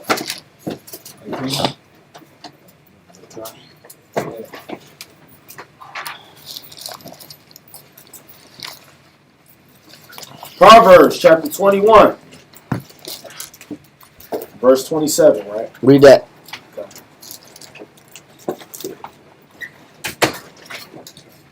Come. Proverbs chapter 21, verse 27 reads, "The sacrifice of the wicked is abomination." Even if he would have gave him something, by the tone in which he was talking, did he want to give him anything? No. So even if he did give him something, maybe some goat milk. Read it again. The sacrifice of the wicked is abomination. It says it's still an abomination. Why? Why is anything that man gives an abomination? Read. How much more when he bringeth it with a wicked mind? He said, what makes what he has to give an abomination? With a wicked mind. Because he has a what? Wicked mind. He has a wicked mind. This is why even when, this is for male or females. This is why when somebody that's not in the right spirit, male or female, even when they do something nice, it's still what? Wicked. No, it's still an abomination. Because they got the wrong what? They got the wrong mentality. Male or female. Even when they do some charity, it's still an abomination. Because where was their heart at as they did it? Yeah, did they really want to do it? Nah, hell no. It wasn't genuine. So even when you give something that's not sincere and it's not genuine, it's still an abomination to the Most High. Because you didn't do it with the right mind frame. This man had no sense, no charity, no real charity at all. That's why the Most High really shuts down what a lot of men bring to the table. Because a lot of that's why I said it's male and female. Because remember, we're the Most High's woman. A lot of what we bring to the table, we don't really want to give it to the Most High anyway. So half the time, it's what? It's not received. The Most High rejected anyway. Because look at what you do for the Most High. And the mind frame that you do your work in. You halfway want to do it anyway. No different than men do it and women do it. They'll give in eventually to the petitions of a man sometimes. But do they really want to do it? No. Is it willingly? No. It's by what? By force. It's by force. I don't really want to do it. I do it, but I'll do it so you don't complain. But it's not really in me to want to do it. That's what makes it wicked. Yeah, that's what makes it wrong. And that's both male and female. Proverbs 22:9. I get that. Proverbs chapter 22 and verse 9. He that hath a bountiful eye shall be blessed. But those that love giving, they love supporting people. They love helping. They love working and doing what it takes to please the Most High. Just positive works, investing and helping, and building people. Building people up, helping others, extending to others. He said, but those that have a bountiful eye, go ahead, shall be blessed. He said they shall be blessed. Read on. Come, for he giveth of his bread to the poor. Read. Cast out the scorner. He said, but do what? Cast out the scorner. This is how you know Nabal's life wasn't going to last long. Damn. Because Nabal was a what? Scorner. This is what makes marriages not last long. Because within the marriage, there's a what? Scorner. There's a scorner. The scripture says it. Yeah. Read. Come, cast out the scorner, and contention shall go out. Go ahead. Yea, strife and reproach shall cease. Go ahead. And he that loveth pureness of heart. And remember, the definition of righteousness is purity of heart. That's the definition of righteousness. That's one of the qualities that the Most High said he finds attractive in men and women. Is righteousness of heart. I mean, it's righteousness, which is purity of heart. And so he says, and he that loveth pureness of heart. Go ahead. For the grace of his lips. And how do you know when somebody loves pureness of heart? For the grace of his lips. It lives where? In his lips. It lives in his lips. It lives in his mouth. That's how the Most High knows if a man is righteous or a woman is righteous.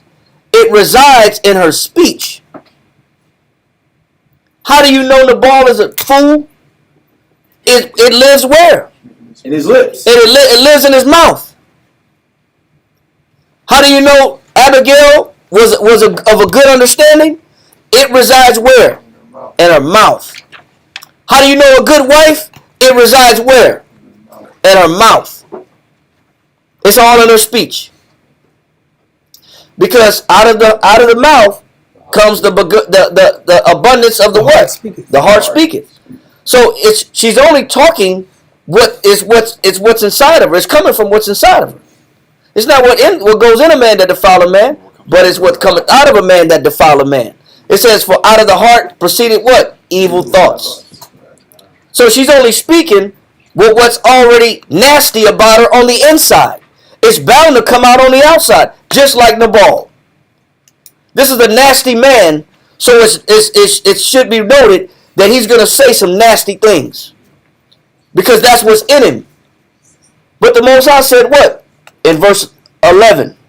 He that loveth pureness of heart, for the grace of his lips, the king shall be his friend. And the Most High said the king shall be what? His friend. So he says this person shall stand amongst who? King. Kings, man. That's who the Most High elevates. The Most High elevates those that know how to talk to people. He elevates those that have the right speech in their mouth. Grace can be found in their lips. And the actions show it based off the obedience you broke down earlier. Yep. So you can see it. You can see the virtues, but you can also hear the virtues too. You can also taste the virtues. The ear tastes words, just like the tongue tastes meat. That's crazy. You can hear it in the speech. Who's righteous and who's not, based on how they speak to people. Man, it's not hard to understand. The Most High elevates those that know how to talk to people.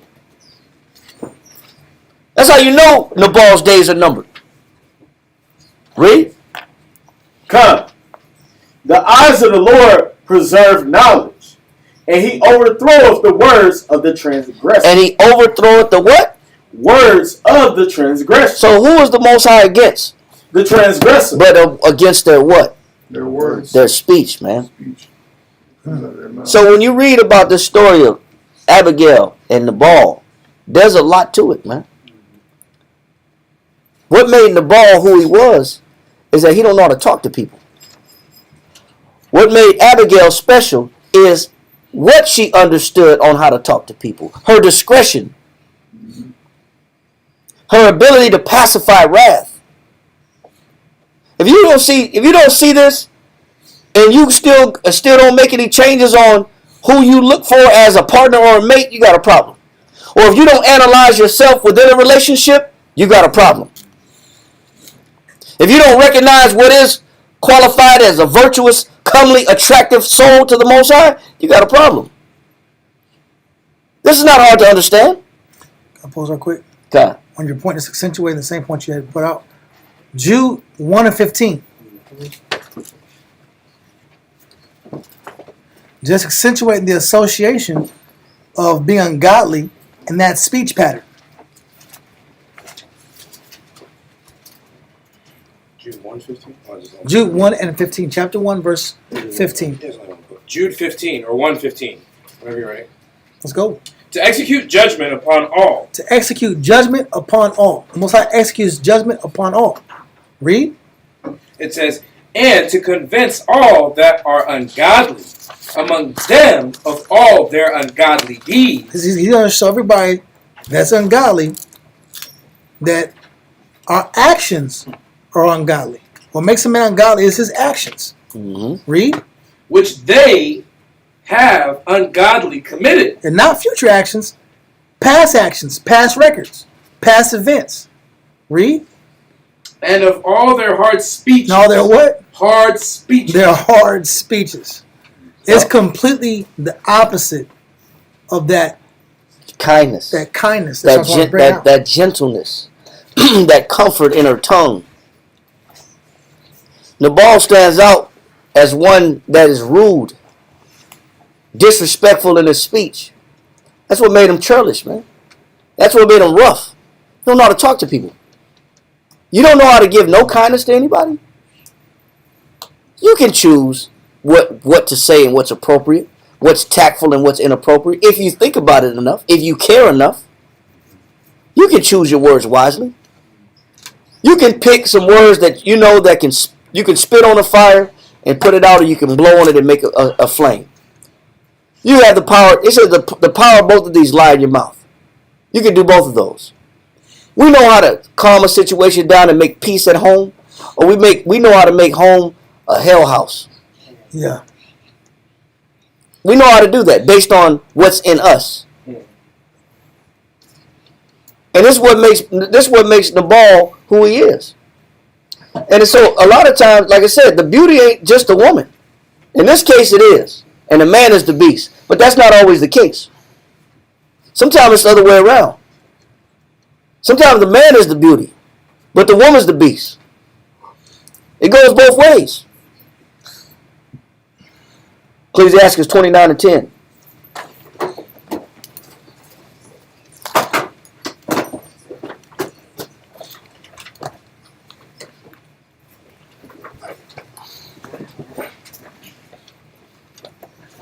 Yes. Chapter 29. And so next brother read it, and another brother read Ecclesiastes in the Bible, chapter 5, verse 9. Ecclesiastes after this, chapter 5, verse 9 in the Bible. Ecclesiastes chapter 29, verse 10. Read that. Lose thy money for thy brother. It says, do what? Lose thy money for thy brother. Was David of the same nation? Yes, he was. It says, lose thy money for who? For thy brother. Go ahead. And thy friend. And thy friend. Read on. And let it not rust under a stone to be lost. He says, and not let it rust under a stone to be what? To be wasted. You know, a lot of times what we do is that we'll harbor what we have as an extra or as a necessity for somebody else. And it'll be good for nothing. But we'd rather hoard it and hold on to it, knowing it's not going to benefit anybody. And I don't even use it. I haven't seen it in a while. I forgot about it. But I'd much rather know it's in my possession than find somebody that can actually have purpose for it. But that mentality is a greedy mind. That's a greedy, covetous mind. That's what Nabal possessed. That's why he couldn't come with nothing to give to David. He couldn't give him nothing. He couldn't give him no water. He couldn't give him no bread. Nothing. Ecclesiastes chapter 5 verse 9. Ecclesiastes chapter 5 and verse 9. Moreover, the profit of the earth is for all. It says the Most High made everything on the earth for who? For all. Everybody's supposed to benefit from what comes out the earth. It's made for everybody. It's not just made for you. The Most High made everything as a benefit for everybody. He didn't make bread just for you. He didn't make water just for you. He didn't make meat just for you. He said the profit of what? Says the profit of the earth is for all. It's for everybody. We don't have that mentality. The things that the Most High gives me, I'm supposed to be able to share that with everybody. It's not just for me. It's for everybody. Read on. The king himself is served by the field. Go ahead. He that loveth silver shall not be satisfied with silver. It says, he that loveth silver shall not be satisfied with silver. What we're reading about is a problem that's within people. That even though they may have a house, they're not satisfied. Even though they may have a car, they're not satisfied. Even though they may have food on the table, they're not satisfied. Even though they may have clothes, they're not satisfied. Even though they may have children, they're not satisfied. Even though they may have a job, they're not satisfied. What you're going to find out is men, and we're going to read this too. I don't want to go too far ahead. Go to Ecclesiastes. And I want you to get Ecclesiastes. I want you to get chapter 6. Start at verse 1. Come. Ecclesiastes chapter 6 and verse 1. There is an evil which I have seen under the sun. He said there's an evil that he's seen under the sun. What is the evil? You would think that Nabal, with all his possessions, with everything he owned, Nabal had a beautiful wife. Yeah, beautiful life. He had a beautiful wife, a beautiful life, and the man was still nasty. That's crazy. He wasn't hurting for nothing. He was like, oh, I'm black guy. I'm talking crazy. Yeah, he was. Now you can understand if he was, a man in poverty. Mm-hmm. Surely oppression make the wise man what? Go mad. Mad, right? The man wasn't in no oppression. The man was living good. That's why David said, go talk to Nabal who liveth in abundance. David declared that in the beginning. He said, that man lives in abundance. This man was still nasty. He said, there's an evil that what? It says, there is an evil which I have seen under the sun. Which is what? Go ahead. And it is common among men. And it is common to men. You know what the evil is? We got to read it. Read on. Verse 2. A man to whom the Most High had given riches, wealth, and honor, so that he wanted nothing. And so that he wanted nothing. I mean, the Most High took care of you. He gave you riches. He gave you honor. And he gave you wealth. That's common. It said, and you didn't want for nothing. Go ahead. So that he wanted nothing for his soul of all that he desireth.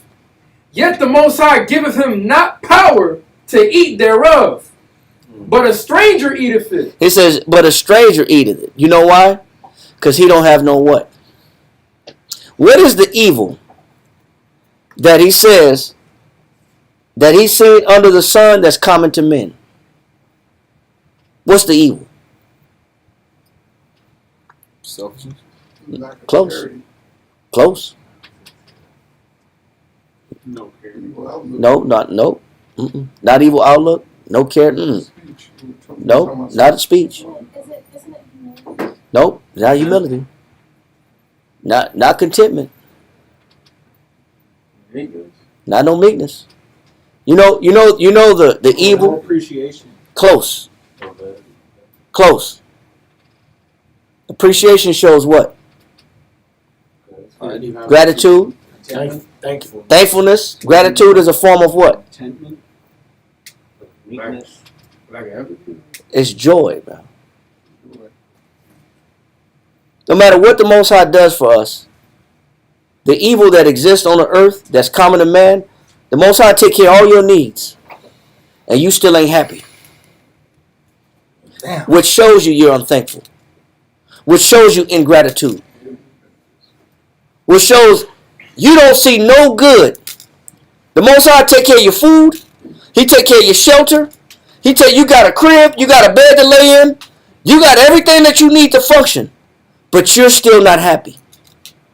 And he said, this is the evil that he said is on the earth, under the sun, that's common to man. Even though the Most High provide for everything that you need. You still ain't happy. Look at Nabal. This man got everything. Lives in abundance. He has servants. He got sheep shearers. He ain't shearing the sheep. He got men to do that. He not doing that. And guess what? He's still bitter. That's the evil, man, that he's talking about. No matter what the Most High does for men, they still don't have no damn joy. No matter what you do for a woman, she ain't got no damn joy. She can't be pleased. Read on. Come on from top. Keep reading verse 2. Verse 3. It says, this is vanity and it is an evil disease. It said, damn, this is vanity and it's an evil disease to be taken care of by the Most High, and you have no joy. And you have no happiness. That's an evil disease, man. Spit in the face of God. That's a slap in the face. That's a infidel, man. Yeah. That's a non-believer. Damn, you watch the Most High do everything for you. You watch the Most High take care of you. You don't lack food. You open the fridge up and there's food in there. You open the freezer, there's food in there. You got extra clothes. You got hundreds of clothes in the closet.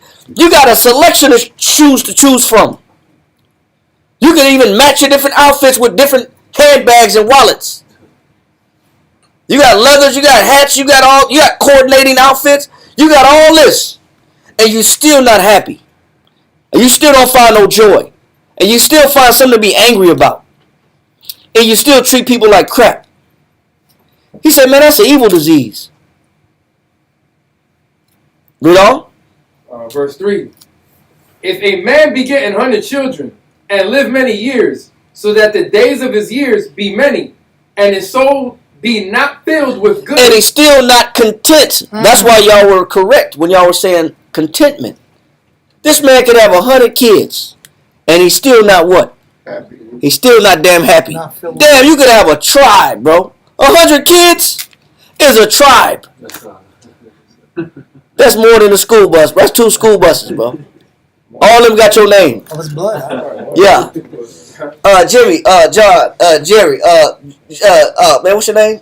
You never forgot the damn name. You got so many kids. You could have 100 kids. When's your birthday? Damn, another birthday coming up? Yeah, man, how old are you? Shit. It's like, you got all these kids, and you still not what? You still not happy, man. That's a problem, bro. You got a problem. You got an evil disease. That's how you know Nabal has a problem. Why be nasty when the Most High has given you luxury? The Most High has given you abundance. Why are you so rude? Why you got to be so harsh? You're unthankful. You don't see good. That's the evil disease, man. And he said that disease is common to man. That's a common disease that mankind, male and females, possess. They're not thankful for nothing. Read. And his soul be not filled with good. And he's still not content. Read. And also that he have no burial. I say that an ultimately birth An is better than he. untimely birth. Untimely birth is better than he. A miscarriage is better than that man. Why? Read on. Verse 4. For he cometh in with vanity. Because when he was born, he had what? Vanity. Vanity means what? Nothing. That means this man was born with nothing. He started with nothing. And look at what the Most High gave him. He gave him 100 children. I'm not saying Nabal had 100 children. I'm saying the ingratitude of man. The Most High could give a man 100 children, and he's still not happy. You could have the most beautiful kids in the world, the most loving, kind, gentle little souls that the Most High passed down through your loins, and you still angry, and you still bitter. He said, for he cometh in vanity, meaning he started with nothing. Read. And departeth in darkness. And he left with what? Darkness. If you start with nothing, shouldn't you be happy the Most High gave you something? But how are you not happy the Most High gave you anything? Because he says you start in life. Everybody starts. You born with nothing in this world. You come out naked out of your mother's womb. You don't own nothing. True. But you leave in darkness. Why? Because you left how? Read. And his name shall be covered with darkness. Because he left how? Bitter. Unthankful. That's why when Nabal died, and I'll go read it, I'll say that in advance, you never read about Abigail crying. You never read about her crying. You never read about her sharing tears. You never hear about her mourning. You at least mourn the dead according to Ecclesiasticus. 2 days. 2 days, right? Ecclesiasticus 41. Ecclesiasticus 38:17. Read that real quick. Over here. Hold it. It said hold that and read that. Ecclesiasticus chapter 38, verse 17 reads, weep bitterly, make great moan, and use lamentation as he is worthy. And that a day or two. It said that a day or what? Two. A day or two. Now read Ecclesiasticus 22 and 12. Come. 22. Yes, sir. Ecclesiastes chapter 22, verse 12 reads, 7 days do men mourn for him. It says 7 days do men mourn for him. How many days did Abigail mourn for Nabal? The normal tradition is at least 2. Minimum 2. We're reading anywhere between 2 to 7 days. How many days did she cry? 0. You know why? You don't cry for an ungrateful person, man. You don't cry for an unthankful person. You don't cry for somebody who came in this world with nothing and the Most High gave them everything, but they always bitter. And they're never satisfied. You don't cry for that person. That person gone, hey man, sorry for your loss. What's the cry? My condolences. What are the tears for? He said, but that's because that person lived with an evil disease. They had no joy in what the Most High was doing for them. Read. Let that go in Ecclesiastes. Go back to Ecclesiastes 6. Ecclesiastes. Yep. Come. 6 and verse 7. Verse 7? Verse 5, I mean. Yeah, come. 6 and 5. Come. Ecclesiastes chapter 6 and verse 5. Moreover, he has not seen the sun. It says that man, if he was an untimely birth, which is a miscarriage, that man is in a better state. An unborn man, a baby as a miscarriage, is better than a man that's born, who came in with nothing, established himself, the Most High established him with everything, and was still bitter and ungrateful. He said at least the untimely birth never got a chance to see the sun. So in essence, what he's saying is you can't miss what you never what? You can't miss what you never had. That's what makes that stillborn child better than an ungrateful man or woman. Because at least the stillborn child ain't never see the sun. They never had anything to compare to say, I wish I could have enjoyed that. Read that verse 5. Come. Moreover, he had not seen the sun, nor known anything. This had more rest than the other. He said, this unborn child has more rest than a man who was born blessed and still is ungrateful.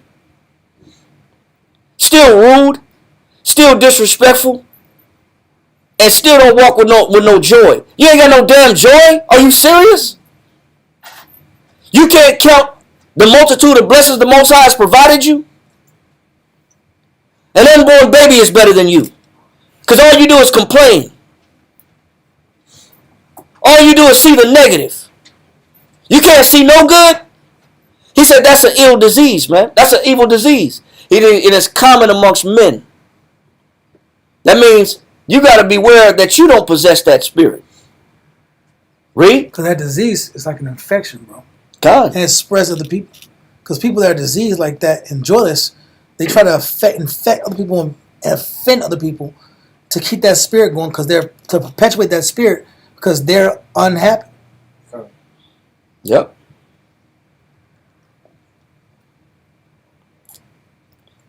Read on. Jump down to verse 7. Come. Ecclesiastes chapter 6 and verse 7. Let me get to the point. Jump down to verse 9. Verse 9. Better is the sight of the eyes. It says better is the sight of the eyes. Go ahead. Than the wandering of the desire. So he says, better is the sight of the eyes than the wandering of desire. What he's saying is, it's better that you enjoy and be content with what the Most High has given you than you walk around life complaining, bitter about what you don't have and what you want. The wandering of desire. Wow. So that's not a new thing. That's not a new thing. Men will not enjoy what the Most High has handed them right in front of them. But they're walking around in life angry about what they want and don't get. Read it again. Ecclesiastes chapter 6 and verse 9. Better is the sight of the eyes than the wandering of the desire. This is also vanity. He said this is also what? Vanity. This is also vanity. And what? And vexation of spirit. You know why? Because you're angry and unhappy. And that's what makes it vanity. Because you walk around life not satisfied on what the Most High gave you. And you ungrateful as hell. That's why I said it's better just to enjoy what you got in front of you, what the Most High gave you. Why don't you embrace what the Most High has given you? Why don't you find the good in that? Why don't you find the good in what you got at home, or what the Most High has provided you for you in your life? But our minds won't be on what the Most High gave us and has given us and has done for us.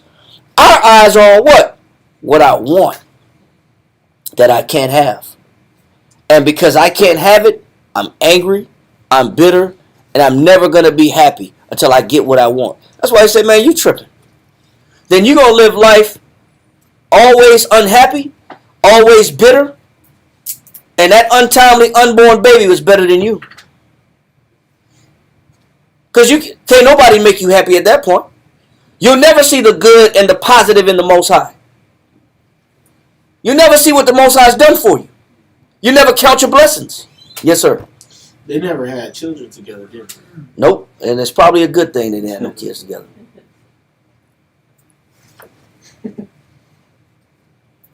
He would have had a bond and a ball. Yeah. Son of a fool. Son of a fool. Drinking hard too. Right? Yeah, drinking hard, party. What's your name, boy? Bond and ball. Son of my father. The fool.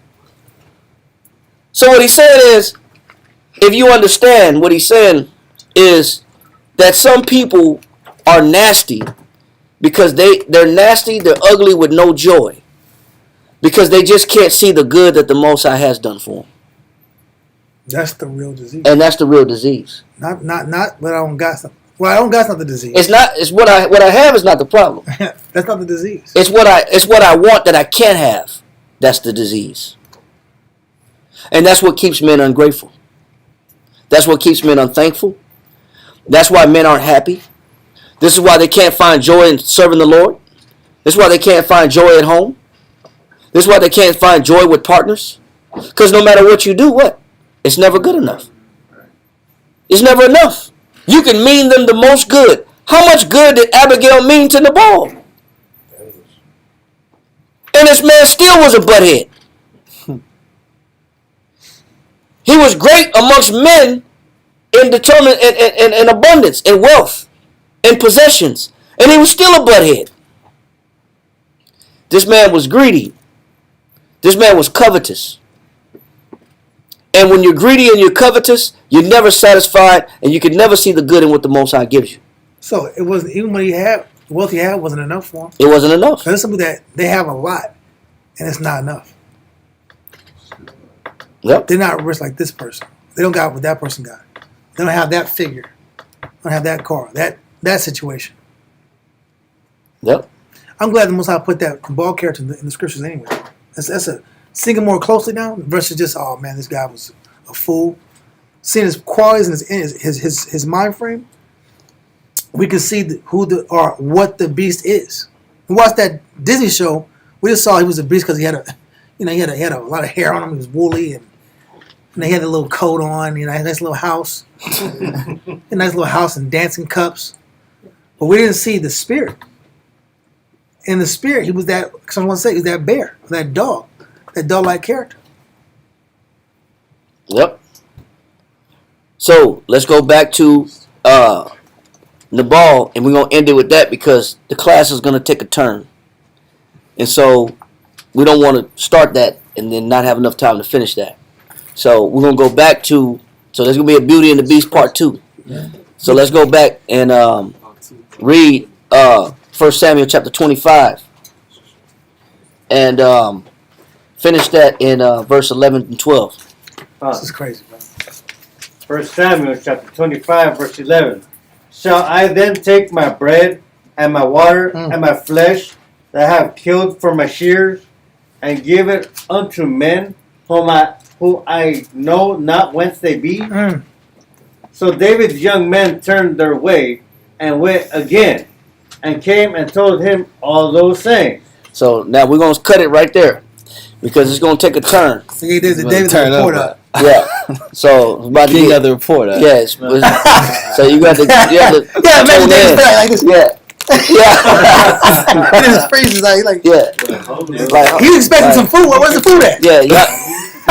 You ain't get no water. Y'all ain't come back with nothing? Man. Y'all been a trip and y'all left this? At least some coats, some wool coats. Yeah. You show him. Some outfits. Yeah, I'm gonna show him. This man shears. He's a shearer. I mean, a shearer of sheep. This man got wool. Wool comes in cashmere. Cashmere is the underbest, the best of the wool. Yeah. At least give me a cat. You know I'm in the wilderness. Give me a coat. Give me a hat. Give me a beanie or something. Make me a beanie. Man. You can't give me nothing. Well, we're gonna find out. But we're gonna end it with that because I think that's enough about the personality, the introducing these characters, and their personality types, and their characteristics. Like I said, some of us are the beauty, and some of us are the beast. Some of us are fools just off the fact that we look at people and just judge off that halo effect, that this effect of this person got to be on point. Kind. When spiritually it's not, it doesn't match. It's not a match, bro. But we'll finish with we'll end it with this. We'll come back. Yes, sir. Is it safe to say that Nabal used David's past life against him, is calling him vigar, as far as in calling him out? This is current condition. Just I'm just saying, like, using, like, because like most people, like with people that have harsh words or whatnot, they use the past against you, or you know, as far as an excuse, you know, to be disrespectful against you. Or, Yeah, but you know, I'm just saying, like, when it says he called him a vigar, you know what I'm saying? a vagrant. Yeah, like in the Ungers, they call him a vagrant. Yeah, which considers like not a place to place or whatnot. But you know what? Some people can use your past against you as a reason to continue to despise. And a lot of times in a relationship, that happens all the time. You know, they're not judging you based off the changes that you're trying to make. They're judging you off the mistakes that you made in the past. You know, that's why it's necessary that you keep evolving as a person, that you never stay the same. Like I said, we went over these virtues of a woman. We'll end it with this. Let's go to Philo real quick. Page 413. Read this real quick. Philo 413 and read 24 and 25. 24 and 25 right there. It's page 413, 24 and 25. Let's read that real quick. And because you know what? It's not just for women to understand, and I hope it was clear that it wasn't just women have to possess virtues. Men do too. But we'll highlight some of these attributes that are considered qualities. Let's read that. Come. It is on this account that the sacred historian has said that the man whose place was changed was not found. Talking about Elijah. He's mentioning Elijah, how Elijah or Enoch, both of them were not Taken found. up. They were taken up by the Most High. Enoch, actually. Read on. Inasmuch as he is difficult to find and hard to seek out. Therefore, such a man immigrates from ignorance to instruction. It says, so a man that's hard to find is a man that immigrates from what? Ignorance to instruction. So yeah, so if you were at one point in time ignorant, if you didn't know any better, and you were foolish, and you were Nabal, then you can't stay that way. You must immigrate to who? To a man or a woman of instruction. You can't stay the same fool. It doesn't benefit you to be the same fool forever. You have to immigrate from fool to a man that follows instruction. Or if you were a woman, you have to immigrate from a disobedient, bold, contentious, reproachful woman that immigrates or migrates to a woman of instruction. You have to make a change is what he's saying. You have to change. You can't be the same person all the time. Read. And from folly to wisdom. And it's good if you go from folly to what? To wisdom. So yes, we were men of folly. We were fools. We were Nabal. But you can't be that. You can't stay that way.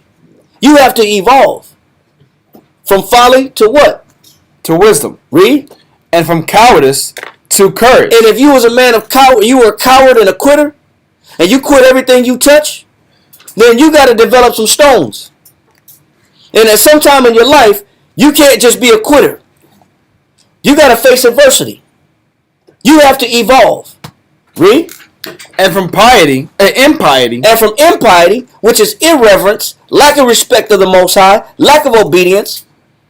You had no respect for the Most High and His laws, and Him as the supreme being, to one that does have respect of the Most High. Read on. to piety. To piety, which is reverence and respect of the Most High. You have to evolve. Read. And again, from devotion to pleasure to temperance. It says from devotion to pleasure. If you was a slave to your flesh, then you have to evolve to a person that has what? Temperance. Temperance is self-control, self-restraint. That means to a man or a woman that don't give in to their impulses. You have to evolve. You can't stay the same. Read. And from vain gloriousness. And from vain gloriousness, which is vanity, to what? To simplicity. To simplicity, which is to have abundance and still be greedy and covetous. To just being satisfied with what the Most High has in front of you. Like it says, like we just read in Ecclesiastes chapter 6 and verse 9, when it says, better is the sight of the eyes than the wondering of the desire. Then you got to go from obtaining, looking to gain, looking to possess, and being lost in acquisition and on a pursuit of acquisition to a mind frame of simplicity. Let me just be satisfied that the Most High did give me something. Read. Qualities superior to all riches. It says these qualities are superior to what? All riches. So these qualities are better than any money you could ever possess in your life. These are qualities that you want, that make you a spiritual man.